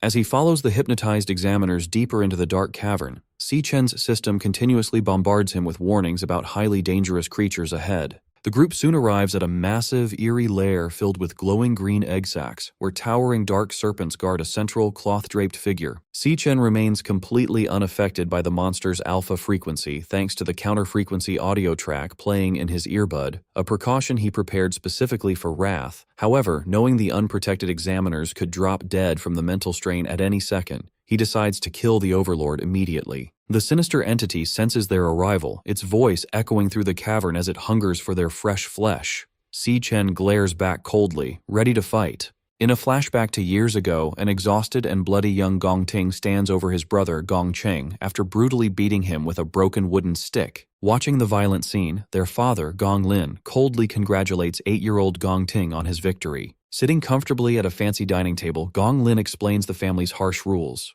The winner earns the right to eat, while the loser, young Gong Chung, must kneel on the ground until sunrise. Left outside, a bruised and beaten Gong Chung kneels obediently as his stomach growls from hunger. Gong Ting secretly approaches his defeated brother and offers him a piece of bread. Surprised and scared, Gong Chung whispers that their father will severely punish him if he gets caught. Ignoring the risk, Gong Ting firmly tells his brother to shut up and eat. However, Gong Ting's act of kindness is quickly discovered. He is viciously slapped across the face and forced to kneel on the floor, trembling as his father holds a whip over him. Standing over his beaten son, Gong Lin asks if he understands why the Gong family has so much power and status today. He proudly declares that it is because he has never lost a single fight. He drills his ruthless mindset into his son, stating that winners make the rules and losers are forced to follow them. Still defiant despite the abuse, young Gong Ting asks his father if beating him means he gets to make the rules. Gong Lin simply laughs at the challenge. Years later, a badly beaten Gong Ting collapses to his hands and knees. He coughs up blood as his shattered sword falls to the ground, angrily asking his father why he refused his challenge for a fair duel. He demands to know why his father ordered Silas Lin to step in and attack him instead. Unbothered, Gong Lin smirks and explains that his true strength isn't just in his own hands, but in the power and authority he commands over others. Looking down at his defeated son, he says that the world does not run on fair rules. Instead, it runs on one simple truth: you must win no matter what. He continues to drill into Gong Ting that the method doesn't matter, only the final result. As a member of the Gong family, he is expected to always be number one, even if it means throwing away his family, his loyalty, and his own dreams. Gong Lin coldly finishes his lecture, stating that winning is the only reason Gong Ting is allowed to live. These harsh words echo back to Gong Ting's childhood, permanently scarring him with the belief that his survival depends entirely on always winning. Back in the present, the group stands in front of the massive hidden monster overlord. It is surrounded by a nest of giant snakes and glowing green egg sacs. Si-Chen remains completely unaffected by the creature's mind control magic because he prepared a special audio track in his earbud, expecting to face the Demon King Wrath sooner or later. Knowing the hypnotized examiners have no protection and could die from the mental strain at any second, he decides to kill the beast immediately. Right before he can attack, Gong Ting suddenly grabs his wrist and desperately whispers for him to stop. To break free from the monster's mind control, Gong Ting roughly digs his fingers right into his own severe chest wound, spilling fresh blood onto the floor. Breathing heavily from the intense pain, he admits he doesn't know how Si-Chen resisted the trance. He explains that hurting himself is his own way of keeping his mind clear. He urgently warns Si-Chen that a reckless attack will give away their position and get everyone killed. Sweating heavily, he points out the countless glowing eggs surrounding the monster's throne. He explains that if they trigger the nest, they will be swarmed by dozens of C-rank monsters, making survival impossible. Looking at the trap, he realizes the smart overlord disguised its home as a weak dungeon to lure in and kill unsuspecting awakeners. Because of this trick, he is sure the monster will eventually come to them on its own. He suggests a new plan. They should play along and stay still. The second the overlord gets close enough, they will launch a surprise attack and kill it together. Si-Chen looks a bit impressed, admitting he didn't expect Gong Ting to think so clearly and logically under pressure. Despite the compliment, Si-Chen completely rejects the plan. He warns Gong Ting that waiting won't work because this specific monster doesn't even need to move to kill them. He explains that the overlord doesn't need to attack them physically. With just a single thought, it can force anyone under its spell to kill themselves. Just as he says this, the hypnotized examiners prepare to end their own lives. Sato pulls out a saw, Yasmin points her gun at her head, and Ivan begins choking himself. Acting instantly, Si-Chen uses his lightning speed to strike all 3 examiners, knocking them safely unconscious before they can hurt themselves. The sudden movement catches the Overlord's attention. Realizing its prey is fighting back, the monster angrily declares that its food has been ruined. Reacting to the threat, the Overlord triggers the glowing green egg sacs, causing them to violently burst open. Dozens of dangerous C-rank blade arm mantises crawl out of the eggs as the Overlord orders the swarm to kill the intruders. As the deadly horde surrounds them, Gong Ting realizes their stealth plan is ruined and decides it is time for an emergency backup plan. Drawing his sword, he steps firmly in front of the unconscious examiners. He orders Si-Chen to grab the 3 adults and escape the dungeon, promising to hold off the monster swarm all by himself. Si-Chen is completely surprised by Gong Ting's selfless choice to sacrifice his own life for their safety. Gong Ting admits he knows he can't defeat the entire swarm of C-rank monsters alone. However, he firmly states that he can at least buy Si-Chen enough time to run away with the others. Clashing his flaming sword against a charging mantis, Gong Ting yells that he is taking responsibility. He blames himself for demanding the tiebreaker duel and dragging everyone into this deadly trap. The overwhelming physical strength of the monster's strike overpowers Gong Ting, easily knocking him backward. Stabbing his sword into the ground to stop himself from sliding, a panting Gong Ting stubbornly insists that since the situation is entirely his fault, he has to be the one to fix it. Si-Chen steps forward, admitting that he had completely misjudged his rival's character. As his system starts a class switch, he reminds Gong Ting that he wasn't the only one who agreed to the duel. Fully transforming into his level 24 Lightning Assassin class, Si-Chen summons a glowing blade of golden electricity. Surrounded by the swarm of mantis demons and the giant overlord's buzzing aura, Si-Chen channels his golden lightning and confidently announces that he has a plan.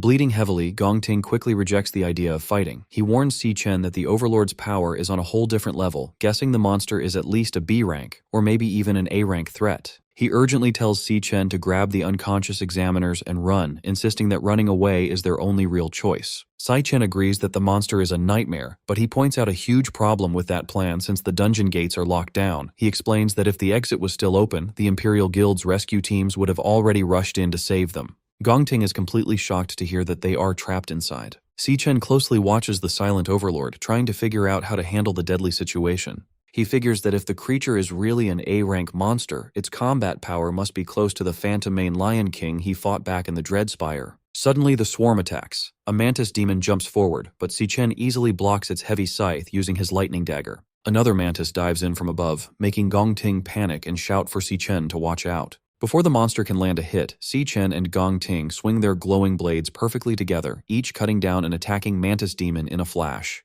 A moment later, a huge swarm of mantis demons screeches and charges right at them. Holding his bleeding chest, Gong Ting grits his teeth, realizing that with so many monsters coming at them, it is only a matter of time before they are completely overwhelmed. Ignoring the terrible odds, Si-Chen focuses his energy. Tapping into his Lightning Assassin class, he forms several crackling blades of electricity in his hand. With a quick move, he shoots out a wave of golden lightning blades, piercing right through several charging beasts all at once. Not stopping there, he activates his Flash God skill. Moving at blinding speed, he rushes straight into the swarm, easily cutting off the heads of multiple monsters in a single dash. Gong Ting watches this crazy show of power in total disbelief, thinking it should be impossible. He knows that the assassin class naturally has very weak base strength, making them almost useless against large groups of enemies. Yet, he watches as Si-Chen perfectly dodges a massive scythe swing. Gong Ting then notices that every single one of Si-Chen's strikes perfectly hits a weak point. He realizes that Si-Chen is completely making up for his class's lack of raw power by using pure speed and perfect technique. Staring at the blurry afterimages, Gong Ting is amazed by just how fast Si-Chen is moving. As Si-Chen kills the rest of the swarm in a storm of lightning slashes, Gong Ting figures out that his rival's speed is easily at an A-rank level, if not higher. Inspired by Si-Chen's amazing skills, Gong Ting grips his glowing sword with new energy, realizing they might actually live through this fight. Annoyed by how stubborn they are, the Overlord steps in. It charges up a massive wave of dark pink energy, starting a powerful boost. The dark energy flows over the remaining mantis demons, greatly increasing their strength and energy. The Overlord angrily orders the powered-up swarm to chop Si-Chen to pieces right away. Si-Chen stands ready with his electric blades glowing bright. One of the buffed mantises tries to crush him, but Si Chen easily jumps over the attack and slices the monster to pieces in midair. Seeing the fight get even wilder, a fierce Gong Ting yells out, telling him to hold on as he gets his own blade ready. Si Chen pushes himself to his limits, unleashing a non-stop storm of golden slashes against the supercharged swarm. Suddenly, a mantis demon appears right behind him. Relying on his crazy speed, Si Chen vanishes just in time to dodge the deadly strike. He reappears and instantly fights back with a rapid storm of close-range slashes, but his attacks fail to cut through the creature's tough new armor. The angry mantis hits back with a heavy blow. Si Chen blocks the strike but gets pushed far back by the sheer force of the hit. Panting heavily, he realizes that the Overlord's boost has pushed every single stat of these monsters right into the B-rank level. He notes that their shells have become as tough as solid iron, making it impossible to easily stab their weak spots, so he figures they need a way to completely break the armor first. Behind him, Gong Ting shouts his thanks, knowing Si Chen has bought him the time he needs. Abandoning his speed, stamina, and elemental control without hesitation, he pours every remaining ounce of power into pure strength. Flames erupt around his sword in a massive exploding pillar, Leah. Later that evening in the rental apartment, Ju Tong arrives with bags of groceries and apologizes for taking so long to buy the drinks. Si Yun, with Leo resting on her shoulder, tells her not to worry since her brother is not back yet anyway. Ju Tong is surprised to hear that he is still out. Ju Tong asks if Si Yun's brother knows she passed the Art Academy exam. Si Yun replies that she has not told him yet, but she did let him know she had huge news to share. Figuring he is just running late, she suggests they start without him. Just then, Si Yun holds up an empty jar and realizes they have run out of garlic sauce. She tells Ju Tong to wait at the apartment while she and Leo make a quick run to the store, adding that she will grab some snacks so they can celebrate properly. Shortly after, Si Yun finishes her shopping at a local convenience store and heads back outside. As they walk, Leo happily eats some food while hiding inside her backpack. Si Yun smiles and calls him a little angel for being so quiet the entire time. She warmly praises the cub for being a good boy and promises to buy him cookies next time. Without Si Yun knowing, she is being watched from a nearby alley. A man standing with a hooded partner holds a picture of her and reports over his radio that he has found their target. He then asks if they should attack. A voice over the radio tells him to wait and follow her until she is out of range of the street cameras. The man confirms the order and keeps watching. As Si Yun walks home, the sound of heavy footsteps follows closely behind her. The stalkers match her pace and start to close the distance. Knowing that the men have been following her since she left the store, Si Yun wonders what exactly they want from her. Hidden inside her backpack, Leo lets out a warning growl. Si Yun gently holds him and asks the cub if he senses the danger too. She whispers for Leo to stay hidden inside. Looking back at her followers with a brave and sharp expression, she quietly says that her night just got interesting. Deep inside the dungeon, a heavily panting Si Chen realizes the monster boss's dark energy has pushed the bug swarm to a much higher threat level. Seeing that their shells have become as tough as solid iron, he knows he can no longer easily cut through them. He realizes he needs to find a way to break their armor first. Just then, Gong Ting shouts his thanks, telling Si Chen that he bought him exactly enough time. Giving up his speed and energy, Gong Ting turns all his remaining power into raw strength and bursts into a massive pillar of flames. With his strength at its limit and his eyes glowing, an angry Gong Ting announces his final move. Swinging his flaming sword, he unleashes a huge wave of fire, declaring he will burn the monster to ashes no matter how strong it is. The massive fiery attack crashes into the charging swarm, violently burning the bug monsters. Tearing right through the group of enemies, the giant blade of fire strikes directly at the calm, waiting boss. The strike explodes upon impact, trapping the monster in a huge, blinding blast of fire. Barely able to stand, Gong Ting falls to his knees and leans heavily on his sword. He realizes that his physical energy and magic are completely gone. Wiping sweat from his face, a tired Gong Ting breathes a sigh of relief. As the flames clear to show the burned remains of the swarm, he happily says that the fight is finally over. However, an evil laugh echoes from inside the fading fire. The boss calls out, mocking them by asking if that was really all they could do. Gong Ting freezes in pure shock, while Si Chen calmly looks toward the source of the voice. The smoke clears to show the boss completely unhurt, protected inside a massive, glowing green shield. The monster glares down at them and calls their attack disappointing. Total fear washes over Gong Ting's face. He loses all hope, realizing he just used every last drop of his power and still failed to leave a single scratch on the creature. Staying perfectly quiet, Si Chen looks closely at the enemy's defense. He realizes that right before the fire attack hit, the boss drained the life from the remaining monster eggs to build a shield strong enough to block anything. Barely able to stay standing, a defeated Gong Ting breathes heavily. He loses all hope and wonders if this is really how they will die. Stepping past the broken Gong Ting, Si Chen offers him a deal. Starting to change his combat class, he offers to let Gong Ting take first place in the exam, but only if Si Chen gets to keep the entire cash prize.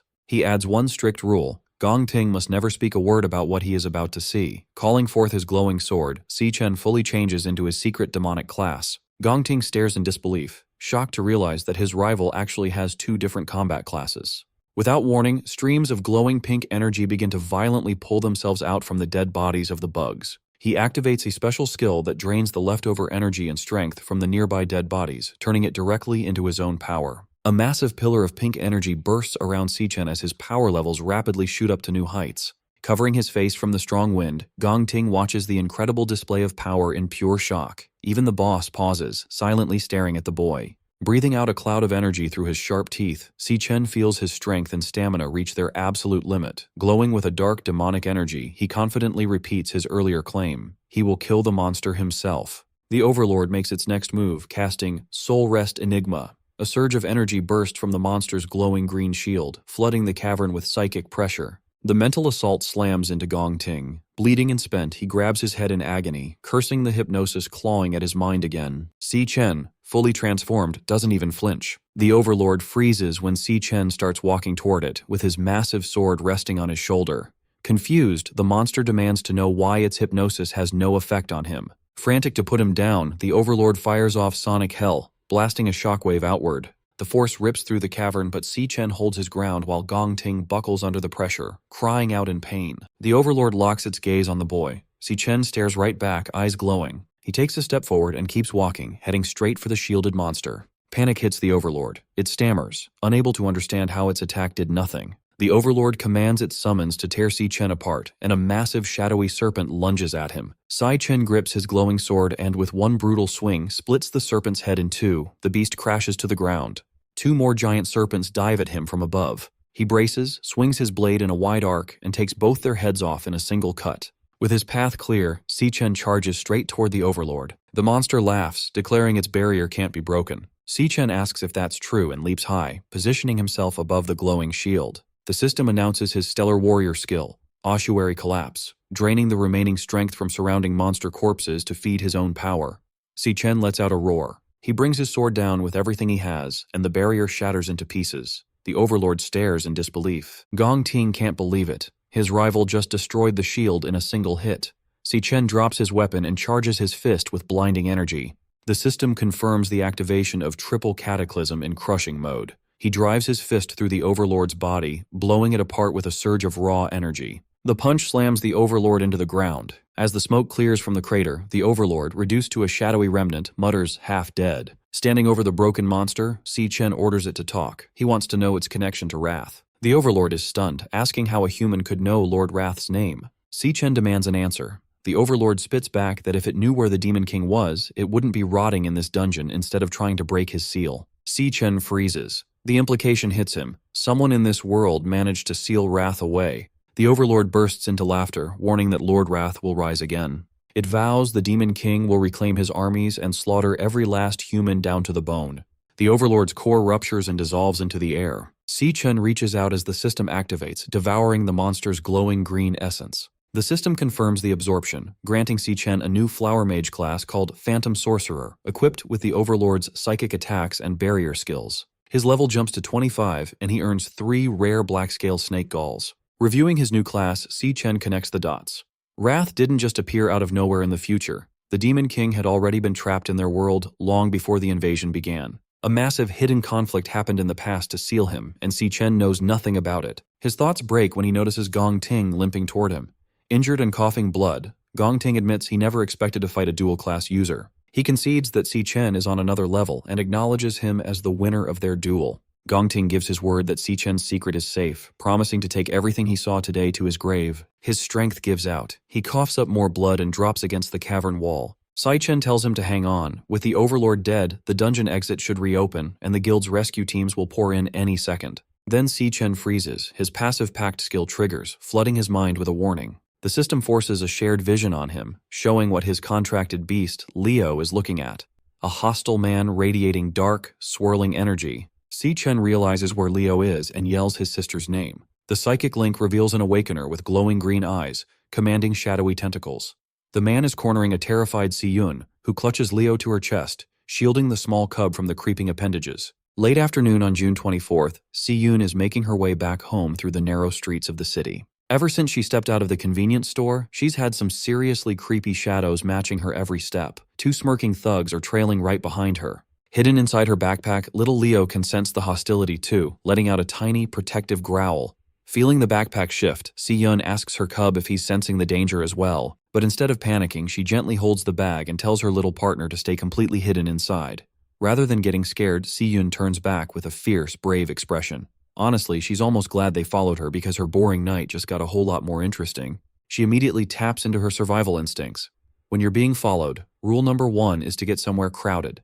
Charging down a flight of stairs, she heads straight for the bustling market district. At this time of evening, the local restaurant row is absolutely packed. Using the chaos of the dinner rush to her advantage, she quickly slips into the massive crowd, effortlessly blending in with the shoppers and diners to break her stalker's line of sight. Behind her, the thugs are quickly losing ground. The beanie-wearing guy starts aggressively shoving people aside, frantically trying to force his way through the dense crowd. But Si-yoon's evasion game is on point. The exact millisecond they get distracted by the busy crowd and look away, she vanishes into thin air. The two thugs are left standing in the middle of the street in absolute shock. They panic, looking around for any sign of her. Meanwhile, Si-yoon makes a quick run into a quiet, secluded alleyway to hide. She catches her breath and looks back, relieved to confirm that the creepy stalkers are finally gone. Just as Si-yoon thinks she's managed to escape, a heavy step echoes right in front of her. She stops dead in her tracks, startled to find a shady older man with slicked back white hair standing on the steps of her own apartment building. Casually puffing on a cigarette, he mockingly complains that he's been waiting forever because the building's door is locked. Her heart drops as she realizes this was a coordinated setup. Horrified, Si-yoon backs away, demanding to know who they are and how on earth they figured out exactly where she lives. Before she can get any answers, the two thugs from earlier catch up and block her exit, laughing about how the little chick can certainly run fast. Realizing she is completely cornered, Si-yoon tries to make a desperate break for it, dashing down the corridor, while the gang of hunters laugh maniacally at her futile attempt. But these guys aren't just ordinary street thugs. They're awakeners. Suddenly, a blast of ice magic shoots out, instantly freezing her foot solid to the ground. The sudden momentum sends her crashing face first onto the hard pavement, knocking her backpack away. Her foot is completely shattered in ice as a glowing blue, frost-coated hand looms over her. The disgusting beanie thug stands over her, drooling like a psycho. He mockingly asks if she's all tuckered out, telling her to take a little breather and keep him entertained for a while. Just as the creepy stalker is about to lay his hands on her, Si-yoon screams out in panic. But before the creep can even touch her, a giant spectral paw slams directly into his face with insane force, sending him flying backward through the air and crashing brutally onto the pavement, which even surprises the white-haired leader. A heavy thud rattles the pavement. Stepping directly in front of a trembling Si-yoon is a colossal, majestic white lion. Si-yoon is shocked, staring at the majestic, glowing beast. Her eyes widen in pure disbelief as she realizes this legendary predator is none other than her little Leo. The beanie thug clutches his bleeding face, screaming in absolute horror. He frantically yells to his partner, crying about how the client who hired them never mentioned they'd have to fight a giant, overpowered monster lion. Leo lets out a deafening, earth-shaking roar that echoes throughout the entire alley. Completely terrified, the hooded stalker panics, frantically charging yellow lightning into his fists in a desperate, last-ditch effort to defend himself. But maintaining that massive, legendary form is way too exhausting for a baby cub.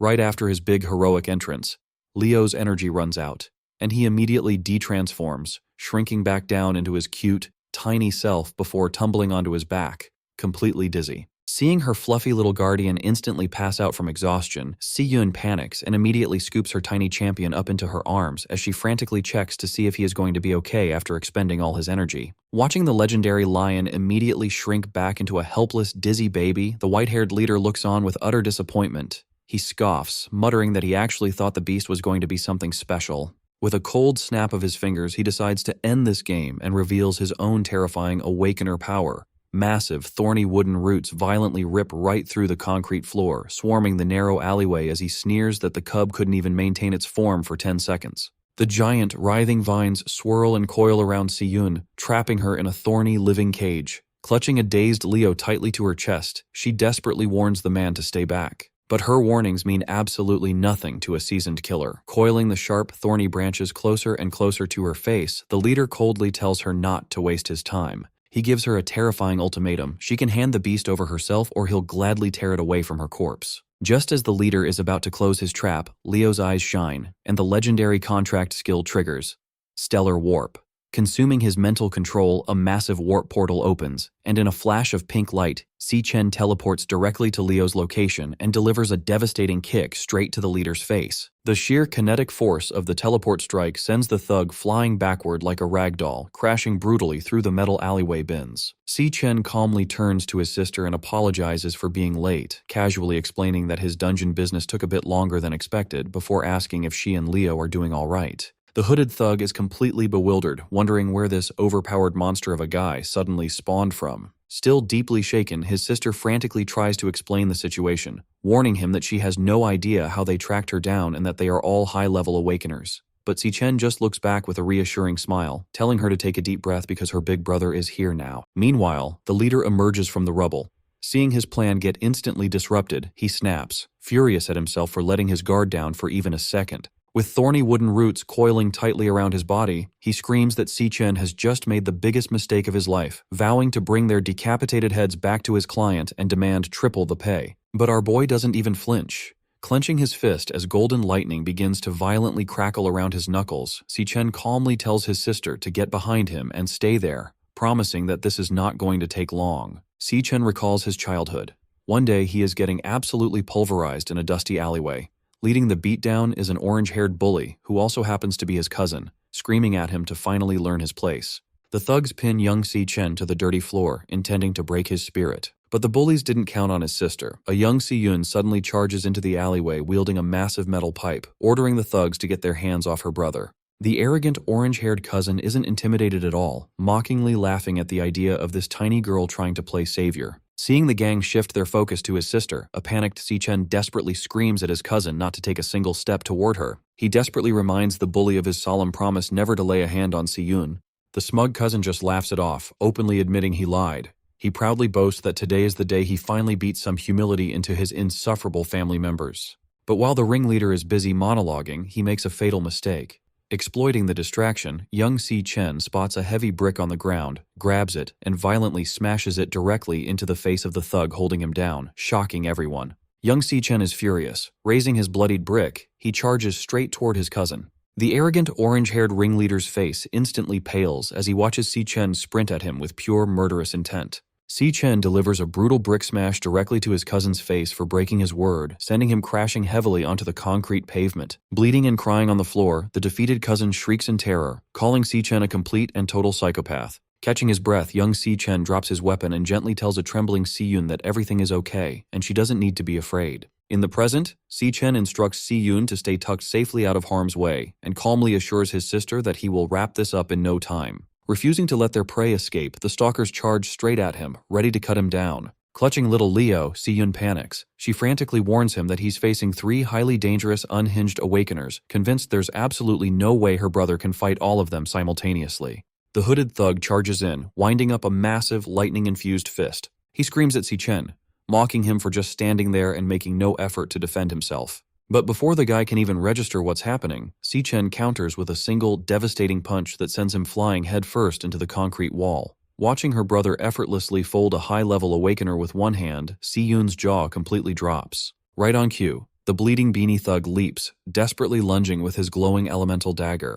Without even breaking a sweat, Si-Chen cleanly catches the thug's wrist mid-air before delivering a brutal knee strike straight to his face. The sheer kinetic force of the strike launches the beanie thug backward, leaving him crumpled in the alleyway garbage bins. Instantly, a massive thorny wooden root rips through the alley toward him, but with insane reaction speed, Si-Chen effortlessly tilts his head to evade the surprise attack. The heavy vine misses entirely, snapping violently against the tiled brick wall behind him. Seeing his subordinates easily taken out, the white-haired leader completely loses his mind, screaming in fury that a mere kid in a school uniform is making a mockery of them. Channeling his plant magic, the boss summons a swarm of massive, glowing wooden spikes, furiously vowing to turn Si-Chen into a human pincushion. Si-Chen remains calm, and tapping into his godlike agility, he seamlessly slips and weaves through the incoming storm of razor-sharp vines without getting a single scratch. In a single fluid motion, Si-Chen launches himself straight through a gap in the defenses, closing the distance instantly. The white-haired boss is horrified, screaming that this shouldn't be possible and panicking over how anyone could move like that. Watching him dominate, Si-Yun suddenly has a realization. She nearly forgot that her brother didn't just barely scrape by his graduation combat exam, he completely and utterly destroyed the competition. Si Chen winds up his fist and delivers a punch straight to the leader's jaw, showing the gang that he operates on a completely different dimension of power. The sheer impact launches the boss backward like a missile, sending him crashing brutally into the alleyway wall. And just like that, the white-haired boss is out cold, bleeding and utterly defeated on the pavement. Over in the trash bins, the beanie thug remains completely unresponsive. Beside him, the hooded thug is slumped against the wall, thoroughly unconscious. The entire threat has been completely dismantled in under a minute. Casually dusting off his clothes, Si Chen turns to his sister and instructs her to take little Leo and head straight back home where it's safe. He reassures her with a smile, promising that he will quickly dump these clowns off at the local guard station and meet her back at the apartment before she knows it. Still a little dazed by the sheer spectacle but feeling completely safe, Si-yun tightly clutches her fluffy cub and happily agrees to head home first. Several hours later, under the dim light of a crescent moon, the severely beaten white-haired leader slowly begins to drift back into consciousness. Groaning in pain, the battered boss struggles to open his blood-caked eyes. But his confusion quickly turns to dread. He realizes that he and his two thugs have been stripped of their weapons and bound tightly back-to-back around a concrete pillar, with Si Chen staring directly down at them. The leader immediately panics, hysterically demanding to know where they are and why they were dragged to this isolated spot, while the beanie thug whimpers that his shattered skull literally feels like it's cracking in half. Remaining completely unfazed by their whimpering, Si Chen coldly asks if they belong to the Black Mountain Society. Knowing they never lift a finger without getting paid first, he directly demands to know who is bankrolling their operation to kidnap his sister. The battered boss just chuckles bloodily, refusing to talk. He arrogantly explains that snitching is a death sentence in their line of work, so he has no intention of opening his mouth. Si Chen doesn't even bat an eye. Recognizing that they want to play tough, he calmly sighs, deciding they can do this the hard way. Suddenly, a dark, swirling energy wraps around him as his system initiates a class switch. The system confirms the switch is complete, revealing Si Chen's terrifying level 25 Phantom Sorcerer class. Armed with dark psychic manipulation spells like Soul Rest Enigma and Ripple Hell, he's about to show these mercenaries a level of mental torture they won't ever forget. Interrogating his captives, Si Chen wastes no time and activates his newly acquired Phantom Sorcerer magic to force his way into the white-haired leader's mind. Under the weight of the hypnosis spell, the mercenaries' mental defenses begin to fracture. Before anyone can process the shift, a thorny root erupts from the concrete right next to them. Terrified, the beanie-wearing thug screams in panic, demanding to know what is happening to his boss. Unmoved by their cries, Si Chen unleashes Soul Rest Enigma and targets the legs first. In a flash, a sharp vine pierces cleanly through the leader's thigh, painting the floor red. Si Chen then calmly marks the hands as his next target. Another thorny branch thrusts upward, impaling the mercenary's palm to ensure he can never threaten anyone again, making it clear that this agony is exactly what they deserve for ever daring to lay their hands on his sister. Witnessing his partner get dismantled so easily, the beanie-wearing thug loses what little courage he has left, screaming in terror at the power standing before him. With a cold gaze, Si Chen declares that it is finally the survivor's turn, and the surrounding wooden roots coil closer, ready to repeat the torture. The threat breaks the mercenary instantly. Sobbing and begging for mercy, he confesses everything, blabbing that the mastermind behind the kidnapping is the son of the first hospital's director. Desperate to save his own skin, the thug yells out the client's name, Jin Duoxin. At 5 o'clock that evening, at a lavish rooftop pool party atop the Purple Peak Tower, Jin Duoxin is lounging, unaware that his hired thugs have already sold him out. His wealthy friends start teasing him, laughing about how the legendary campus heartthrob was rejected twice by a single junior schoolgirl. Jin Duoxin fumes in silence, swearing that she made a fool of him in front of everyone, and promises himself that she will regret every second of it tonight. Annoyed by the constant mocking, he snaps at a girl trying to follow him and storms off toward the restroom to clear his head. While he is at the urinal, the restroom lights begin to flicker and buzz, instantly catching his attention. Growling in frustration, he curses his luck, complaining that even the building's electricity is plotting against him tonight. Suddenly, a shadow looms. Jin Duoxin spins around to find Si Chen standing behind him. Our boy calmly demands to know if he is indeed Jin Duoxin. Down in the surveillance room, the security guards gossip about how the rich kids bought out the top floor and shut off all the security cameras so they could party in private. One of the guards leans in, whispering a dark rumor that many of the girls up there did not come willingly, having been lured into a trap. Shocked by the revelation, the other guard can barely believe his ears. The informant confirms it, explaining that not long ago, a student took her own life after being abused at one of these parties, only for the wealthy parents to bury the scandal under a mountain of hush money. He warns his colleague never to be fooled by their expensive clothes and pretty faces because behind closed doors, these spoiled heirs are nothing but animals. Meanwhile, back in the restroom, Jin Duoxin panics and demands to know who this intruder is, threatening to call the police and have him thrown out immediately. Instead of replying, Si Chen calmly pulls out a phone and makes a call. Jin Duoxin freezes in terror as he sees his own phone ringing with an incoming call from his mercenary contact, Blackie. Holding the mercenary's phone, Si Chen glares at him, confirming that Jin Duoxin is indeed the one who ordered the hit on his sister. Horrified, Jin Duoxin demands to know what happened to Blackie, but his answer comes in the form of Si Chen effortlessly crushing the phone to pieces with crackling lightning. Overcome with terror, the spoiled heir backs away, screaming for the monster in front of him to stay back and desperately begging to know who he is dealing with. In an instant, Si Chen launches Jin Duoxin straight through the glass window of the restroom. Shattered shards rain down as the spoiled heir plunges to the pool deck below.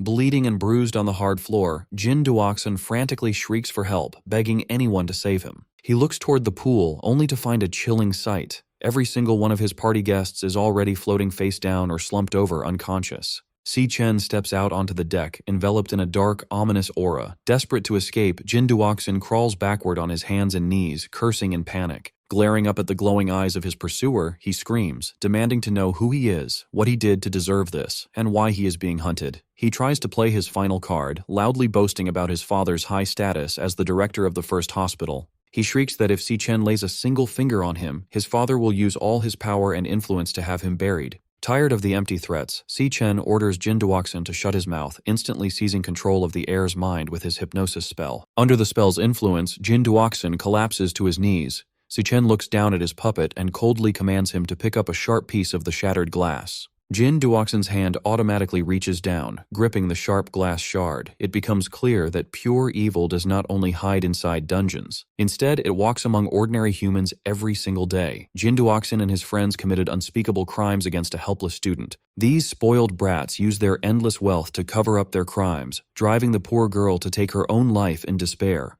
When the tragedy occurred, they simply used their family's power and influence to ensure that none of the blame ever stuck to them. Jin Duoxin had even forged the autopsy report to frame it as a tragic accident, boasting that the world belongs to those with money. This is the exact monster who paid a fortune to the mercenaries, ordering them to ruin Si Yun's life by any means necessary. But this time, Jin Duoxin made the fatal mistake of targeting the wrong person's sister. Gripping the razor-sharp shard under hypnotic control, he slowly raises the glass to his own throat. Si Chen vows to hunt down and eliminate every threat to his sister, even if it means acting as judge, jury, and executioner. Even if he has to walk through the darkest depths of the world, he will never hesitate. Si Chen then orders his puppet to end it. Right after their brutal tiebreaker battle inside the wild dungeon, a victorious Si Chen stands over his injured rival, Gong Ting. He calmly tells him that the dungeon overlord is dead and the exit is clear, urging him to hold on until the rescue team arrives. Gong Ting makes a promise, telling Si Chen that as soon as they get out, he will tell everyone the truth, that Si Chen was the one who saved all their lives.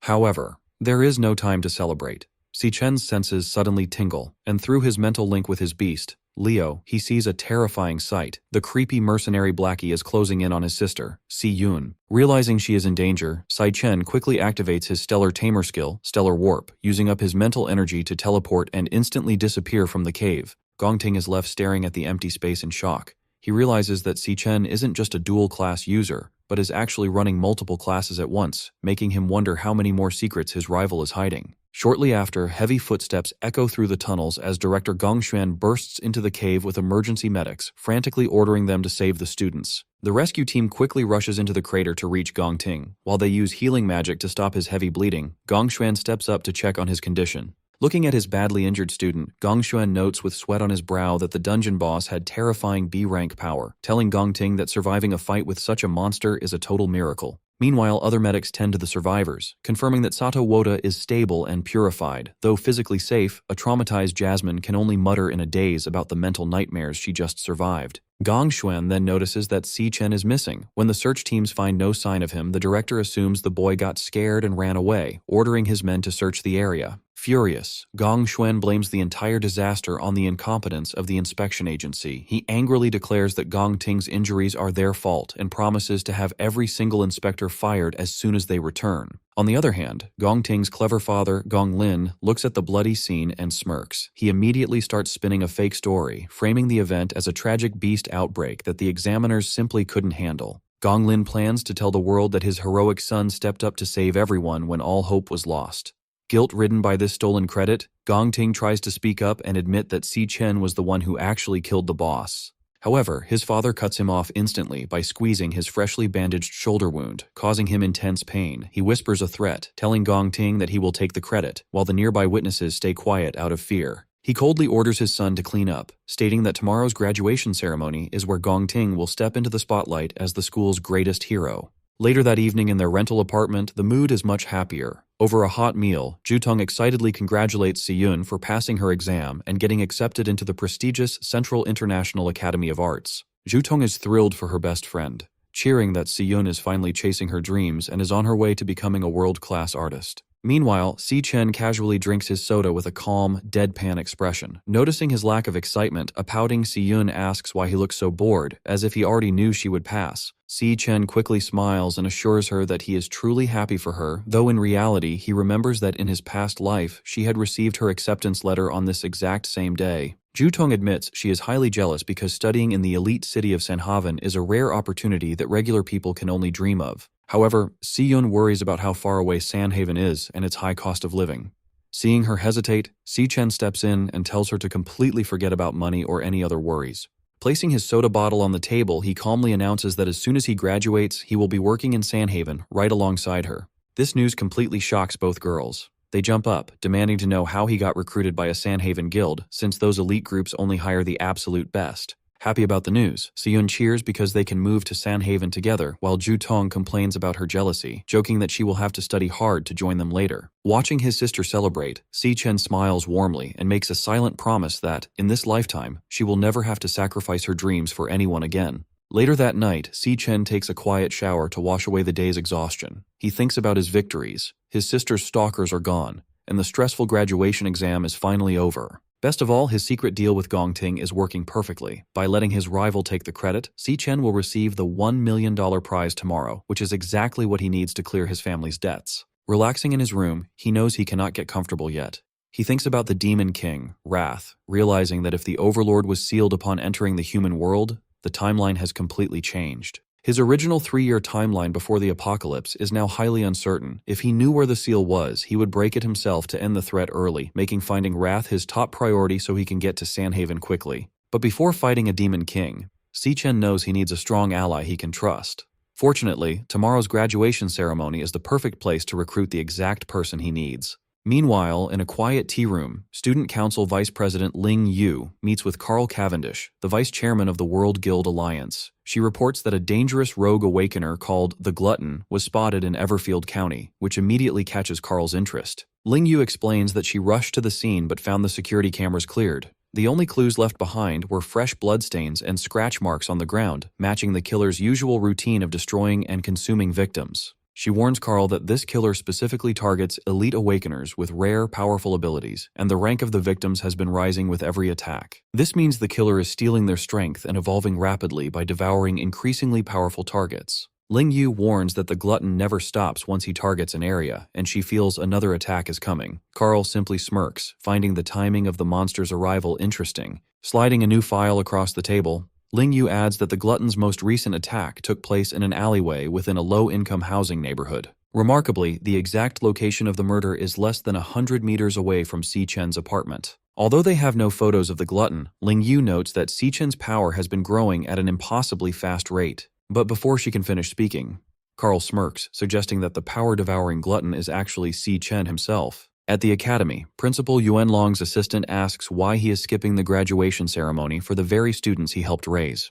Wenlong smiles and explains that he only wanted to give his students a safe place to grow when they were weak, but now they have finally grown up. With that, he releases his birds out the window, saying it is time for them to go out and find their own paths in life. However, he notices one stubborn bird staying behind in the cage, making him wonder where it actually wants to go. Over at the massive graduation hall, Ma Long and Xiang Zuo stare in awe at the huge venue, realizing the academy went all out to welcome the major guild leaders. Ma Long wonders how Si Chen and Gong Ting did in their secret trial, and while the twins discuss the academy's strict rules, Ma Long proudly brags that Lu Sheng definitely crushed the competition. But suddenly, Gong Ting's brother, Gong Chung, tells Ma Long to shut up and stop hyping up Si Chen. He laughs and claims that Si Chen has zero chance of winning, insisting that his brother Gong Ting is guaranteed to walk away as the champion. Annoyed by his arrogance, the group starts trading thumbs down and petty insults back and forth. Behind the scenes of the grand ceremony, Gong Lin looks around and notes that every major guild in the country has sent a representative. Since the entire board of the prestigious Imperial Guild is attending, the crowd outside is already buzzing with excitement to see these legendary figures.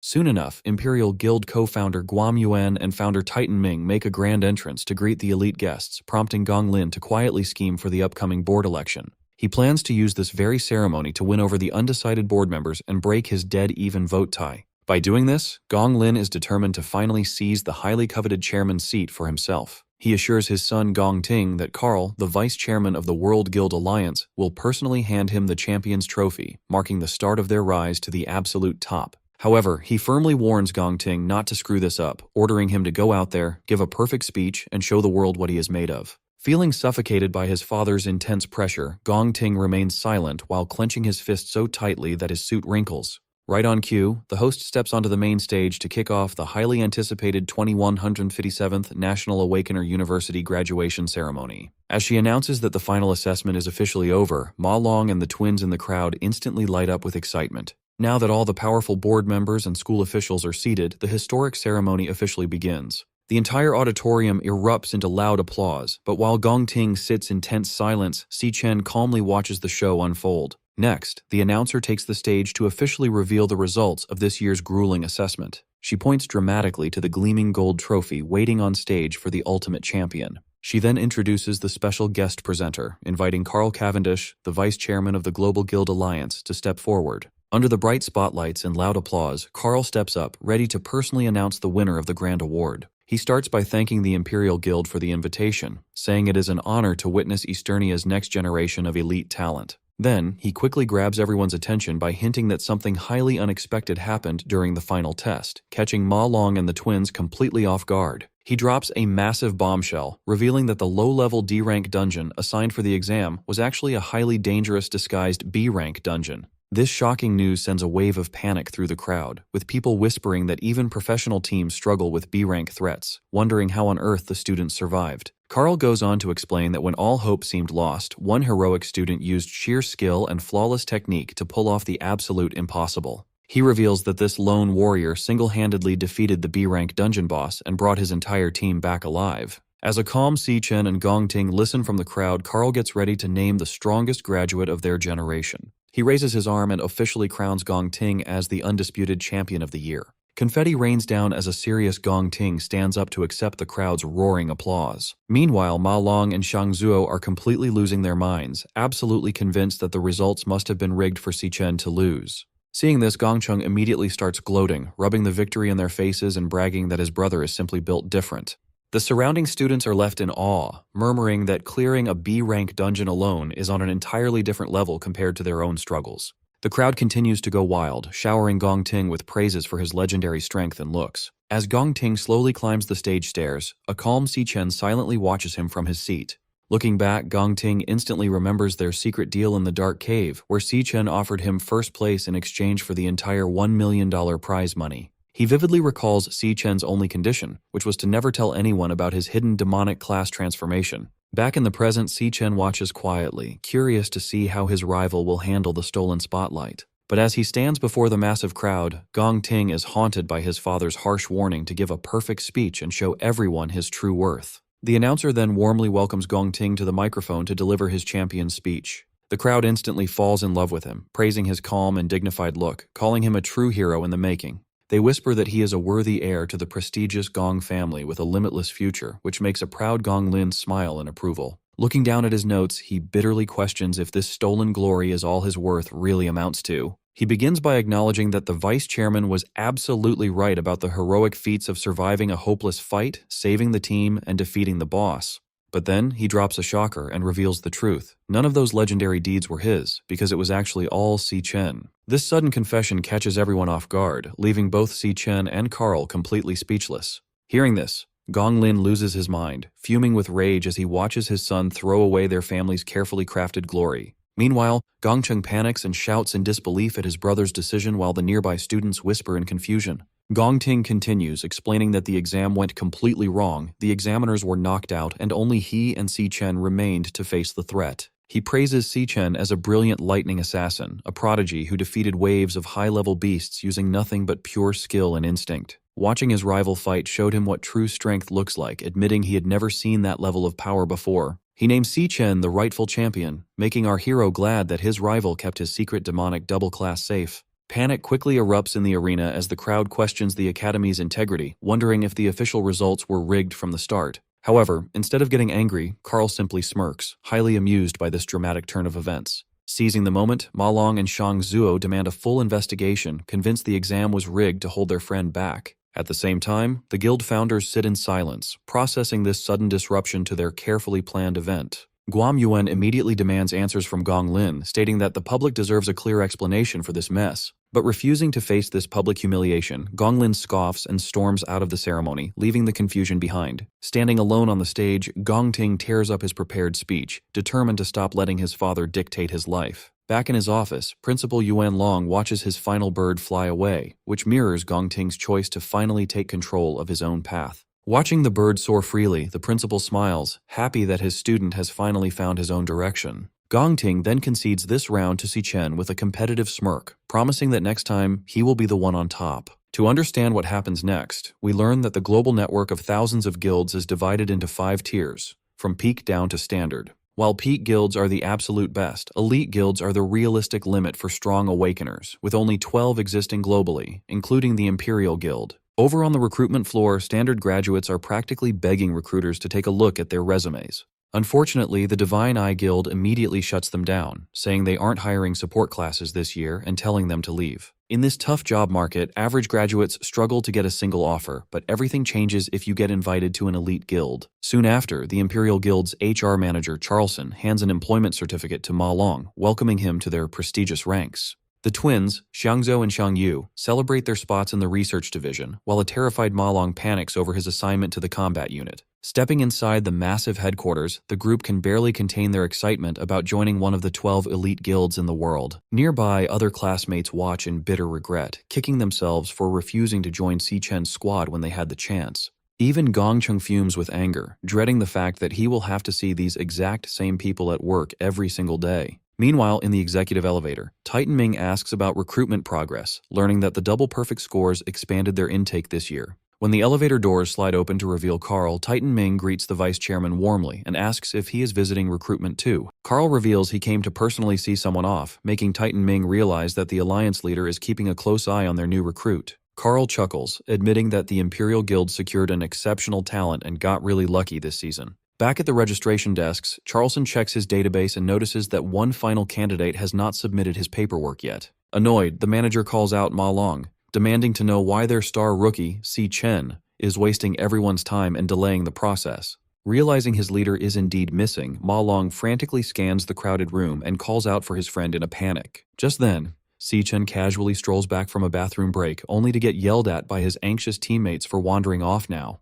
Seeing this delay, Charlson grumbles about the arrogance of rookies who already think they can play hard to get. The recruiter reminds the young graduate that even the top scorer must follow the rules, urging him to hurry up and sign with them. With zero hesitation, Si Chen calmly announces that he has no intention of joining the Imperial Guild, sending his teammates into a total panic. This sudden rejection sends shockwaves through the room, leaving his arrogant classmate Gongcheng completely speechless. The rest of the hall erupts in whispers as everyone wonders why any sane awakener would reject this offer, surprising even the top guild leaders. Slamming his desk in fury, Charlson yells that they prepared a prestigious senior position for him, an opportunity veterans would die for. However, Si Chen reminds the manager that he never actually agreed to join, leaving the recruiter fuming and demanding to know why he is here. Seeing the commotion, Carl Cavendish steps forward, finding the timing absolutely perfect as the crowd recognizes the legendary leader. The surrounding graduates quickly bow, wondering what could bring the World Alliance's vice chairman all the way to a registration hall. Carl goes straight to Si-chen, offering him an alternative to the Imperial Guild and asking if he wants to move to Sanhaven with him. He even offers to personally nominate Si-chen for the Ember Star Knights, shocking both Gongting and Titan Ming. Instantly, the hall erupts in whispers at the mention of the Ember Star Knights, a name usually reserved for major global headlines. The graduates whisper that there are only 6 peak guilds globally, rumored to have enough power to level an entire nation if they wanted to. On top of that, these god-tier groups never recruit publicly, relying solely on private invitations and personal referrals. Yet, unmoved by this amazing offer, Si-chen politely declines, explaining he is actually there to recruit teammates for his own organization. Hearing this, Ma Long and the twins freeze in shock, realizing their friend has somehow already founded his own group. Snatching his card away, Charleston mocks the idea of a rookie running a startup, reading the name Black Raven Guild aloud with a sneer. He yells that registering a new guild is strictly restricted, expensive, and requires a formal referral that a rookie graduate could never get anyway. The manager scoffs, demanding to know how a kid fresh out of school with zero backing could have possibly pulled off such a feat. However, the reception desk quickly chimes in, confirming that the database lists the Black Raven Guild as a legitimate organization, freezing Charleston in shock. The database confirms the guild was registered on May 18th, approved on June 18th, and lists Si-chen as its legal representative. Hearing the registration date, Gongting does some quick math in his head and is taken aback by the timeline. He realizes that Si-chen was already setting up his own organization a full month before their final graduation exam even started. Suddenly, everything clicks. Si-chen only cared about winning the prize money to fund his startup, not because he wanted the glory of first place. From the very beginning, the Imperial Guild was never on Si-chen's radar, as his focus was entirely on launching his own group. Looking at the calm graduate, the recruiters realize that Si-chen never sought their approval, as he operates on a completely different level. Carl chuckles to himself, noting that Si-chen and his sister really are cut from the same cloth, sharing a fiercely independent streak. Si-chen then reminds everyone that a guild needs at least 2 members to run dungeons, pointing out his group currently only has him. Turning straight to his rival, Si-chen holds out a recruitment card and invites Gongting to be his very first member in the Black Raven Guild. Just a week before graduation, Si-chen met with Qing-Zhi at the Mithril Exchange to share 2 important updates. First, he asked for a 1-week extension on his debt because tying for first place in his exams meant he missed out on the full cash prize, leaving him 500,000 short. However, this money problem was nothing compared to his second update, which was much more serious. He revealed that he had actually traveled back in time from 10 years in the future, explaining that a group of powerful demon kings would eventually destroy the world, leaving him as the only surviving hero. Si-chen then described how the apocalypse began, explaining how the first demon king, Wrath, used destructive energy waves to tear the earth apart. He went on to explain that a brilliant inventor named Qing-Zhi stepped up to save humanity by creating and donating a special defensive tool called the Stillstone. Thanks to this invention, humanity managed to survive Wrath's deadly waves, buying survivors enough time to gather their strength and fight back. Hearing this, Qing-Zhi stood up in pure shock, because while the Stillstone was designed to block wave magic, the device was currently just an unshared idea in his own head, proving that Si-chen was telling the truth. Si-chen immediately invited Qing-Zhi to join his team and work for him. On June 26th, after receiving the full debt payment, Qing-Zhi happily returned Si-chen's weapon to him inside the Mithril Exchange archive room. To cover the interest, Si-chen also pulls a pouch of rare materials from his inventory and drops premium loot like poison cage ant legs, mantis spikes, and a rare snake gall onto the table. Qing-Zhi is thrilled with the high-quality haul and praises his partner, but Si-chen casually brushes it off, explaining he was in a hurry and could only grab those few items. Qing-Zhi then asks how recruitment is going for the new Black Raven Guild, and Si-chen admits his top candidate rejected the offer. This news surprises Qing-Zhi, who assumes this setback will delay Si-chen's planned relocation to the elite city of Sanhaven. However, Si-chen reveals he is actually speeding up his timeline, explaining that his original plan to save the world had 3 phases. The first phase was simple: build a standard rookie guild from scratch with a small team.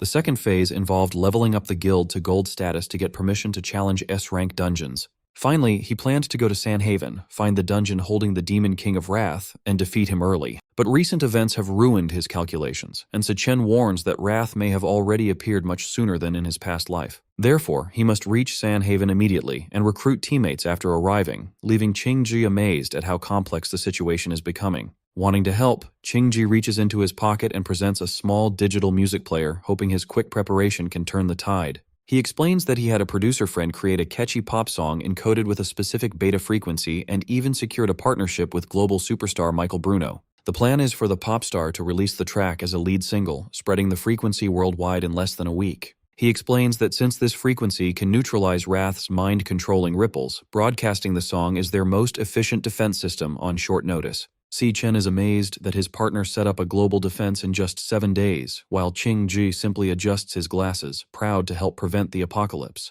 Before Si Chen can even process this massive achievement, Qing Ji reveals yet another surprise. Using his storage ring, Qing Ji projects a custom smartwatch onto Si Chen's wrist, explaining he built it to track S-rank threats and their past locations. He proudly explains that this unique prototype will be the ultimate tool for hunting down Wrath before the invasion begins. Si Chen is surprised that the radar outperforms his own system, realizing his new partner is a genius who built a revolutionary tracking device in 1 week. Qing Ji admits he wishes he had the combat power of an awakener to fight on the battlefield directly. Si Chen quickly reassures him, saying his technological help is already invaluable and promising to handle the combat himself. Still, Si Chen remains on high alert, knowing Wrath is just the vanguard of the invasion, and resolves to gather more intel on the Demon King. Later that evening, inside a rainy hospital, the spoiled heir Jin Duoxin is locked in a padded cell as a drooling mess from Si Chen's hypnosis, while his furious father, Ronald Jin, watches. The angry old man demands to know who dared to break his family's pride and ruin his son. He then orders a squad of elite, top-tier A-rank awakeners to hunt down the culprit by any means necessary and make them pay. Accepting the job, the lead assassin reveals a glowing energy blade hidden in his umbrella, confidently promising to deliver the culprit's head today. Suddenly, a heavy pressure rattles the room, forcing the director to his knees as he vomits in pain. As heavy footsteps vibrate through the floor, the elite mercenaries instantly sense a powerful presence heading straight toward them. When the monster approaches the door, the hunters ready their elemental powers and firearms, bracing for a fight. Suddenly the demon appears directly inside the room, grinning as it announces it is time to feed, revealing itself as Voraloon, the demon king of gluttony. Awakener powers are split into 5 core classes, starting with the warrior, who is built to lead the charge and take heavy damage on the front lines. Next is the assassin class, which relies on speed to flank enemies and finish off targets quickly. Then there is the mage, who specializes in controlling the battlefield and dealing heavy magic damage from a safe distance. Supporting these fighters is the chanter class, which keeps the party alive by removing negative status effects and boosting everyone's stats.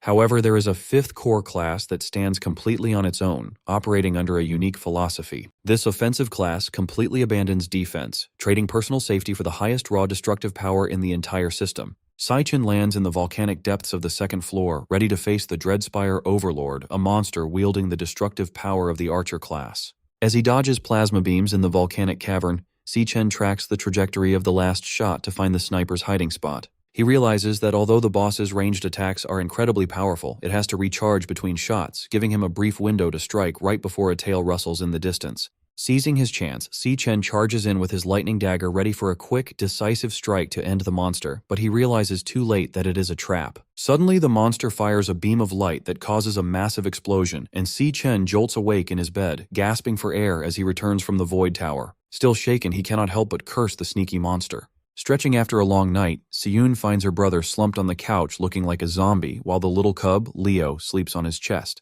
She asks if he got any sleep at all, and Si Chen admits he spent the night hunting and ran into some serious trouble. When she asks what exactly he was hunting, he quickly brushes the question aside and tells her to forget about it. Instead, he shifts the topic to their upcoming move, sharing his plan to head to Sandhaven in a few days, right after they perform next week's memorial rites for their parents. Siyun wonders why he needs to leave so early, but he explains that he wants to arrive ahead of her to get their new home set up. Deep down, however, he knows he must speed up his plans to stay ahead of the looming apocalypse. Seeing his sister happily cuddling the cub, he feels relieved knowing Leo will be there to protect her, making their temporary separation much easier to bear. However, one dangerous flaw still weighs heavily on his mind. Under certain conditions, his psychic link with Leo disconnects. He recalls how his connection with the cub went completely silent the moment the gate slammed shut behind him in the deepest part of the wild dungeon. The mental link only returned after he successfully defeated the Overlord and forced the dungeon gates to reopen. This vulnerability chills him, especially when he reflects on how close he came to failing during his rescue of Si Yun. If his victory over the boss had been delayed by even half a minute, his sister and her companion would have been killed by the mercenaries. Before he sets off, Si Chen asks his sister if he can borrow Leo for his trip to Sandhaven. This sudden request catches both Si Yun and the little cub completely off guard. In this world, dungeons are rare and highly competitive commodities because clearing them yields extremely valuable resources. Because of this, the government auctions off the clearance rights for newly discovered dungeons, turning high-rank locations into multi-million-dollar bidding wars. Wealthy elite guilds quickly bid fortunes to monopolize all of these high-rank dungeons.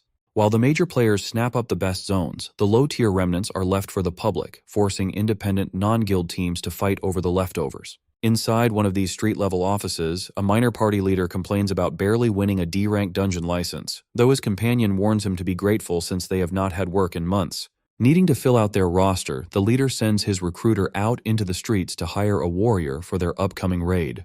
Since government regulations strictly forbid entering dungeons with fewer than 2 people, unaffiliated awakeners who fail to join proper guilds gather at local markets to form desperate temporary teams just to get by. At the market, a desperate E-rank nuclear chanter named Tanaka Daiki pitches his weapon-heating support skills to a potential team. However, the recruiter girl carrying the spiked bat immediately shoves him away, shouting that she only wants a warrior and has no use for a weak support class. Walking past the commotion, Si-chen realizes that the only way to ensure his sister's safety is to take Leo into a dungeon to gain combat experience and level up. Since his new guild does not have any dungeon rights yet and his private Dreamspire is far too dangerous for a young cub, he has to find a team in the public recruiting market. Wearing glasses and using a fake E-rank Stellar Tamer identity under the alias Ashton Lee, he registers alongside a hooded Leo, ready to blend in with the rookies and secure a spot in a party. Si-chen tries to keep a low profile by using a fake resume under the name Ashton Lee, claiming to be a weak E-rank Stellar Tamer. However, the registration supervisor, Gideon Lee, is surprised to see a tamer, calling the class a useless relic of the past. Gideon mockingly calls the disguised Leo a pathetic house cat that would freeze in a dungeon. This insult rages the tiny guardian, who snaps back with a fierce growl. Fed up with their attitude, Gideon kicks them out, claiming no decent party would ever waste a slot on such a weak team. Refusing to give up, Si-chen calms his angry cub and decides to look for a more open-minded squad. Unfortunately, the rest of the market is just as harsh. A muscular Vanguard recruiter scoffs at their resume, saying he needs strong meat shields who can take a hit, not an oversized rodent. Another recruiter dismisses them without a second thought, ordering Si-chen to leave before he wastes any more of her time. Even a pacifist monk rejects their application, explaining that he refuses to send an innocent animal to fight his battles. They get rejected everywhere, with recruiters accusing them of trying to leech experience and mocking Leo's small size. Heartbroken, poor Leo collapses on the floor in tears. Si-chen realizes that beast tamers are treated like garbage here. He wishes he had lied about his class and smuggled Leo into the raid under a different identity. Just as they hit rock bottom, a pink-haired girl runs past and suddenly scoops Leo into her arms, gushing over how adorable he is. Startled by the sudden hug, Leo bursts into tears and howls. While the confused girl wonders why the puppy is crying, Si-chen calmly explains that he is actually a baby lion. The girl apologizes, admitting she has never seen a legendary beast so small and cute, and hands Leo back to Si-chen. She then notices the resume card in Si-chen's hand. Reading the name Ashton Lee and his E-rank Stellar Tamer class, a sudden idea comes to her mind. She asks if he is looking for a dungeon party to level up his beast. When Si-chen nods, she introduces herself as Soleil Hei, a D-rank nuclear warrior, explaining she has a dungeon license but needs teammates. She warns him that the dungeon is a risky D-rank zone, asking if an E-rank rookie and his cub can handle a dangerous raid.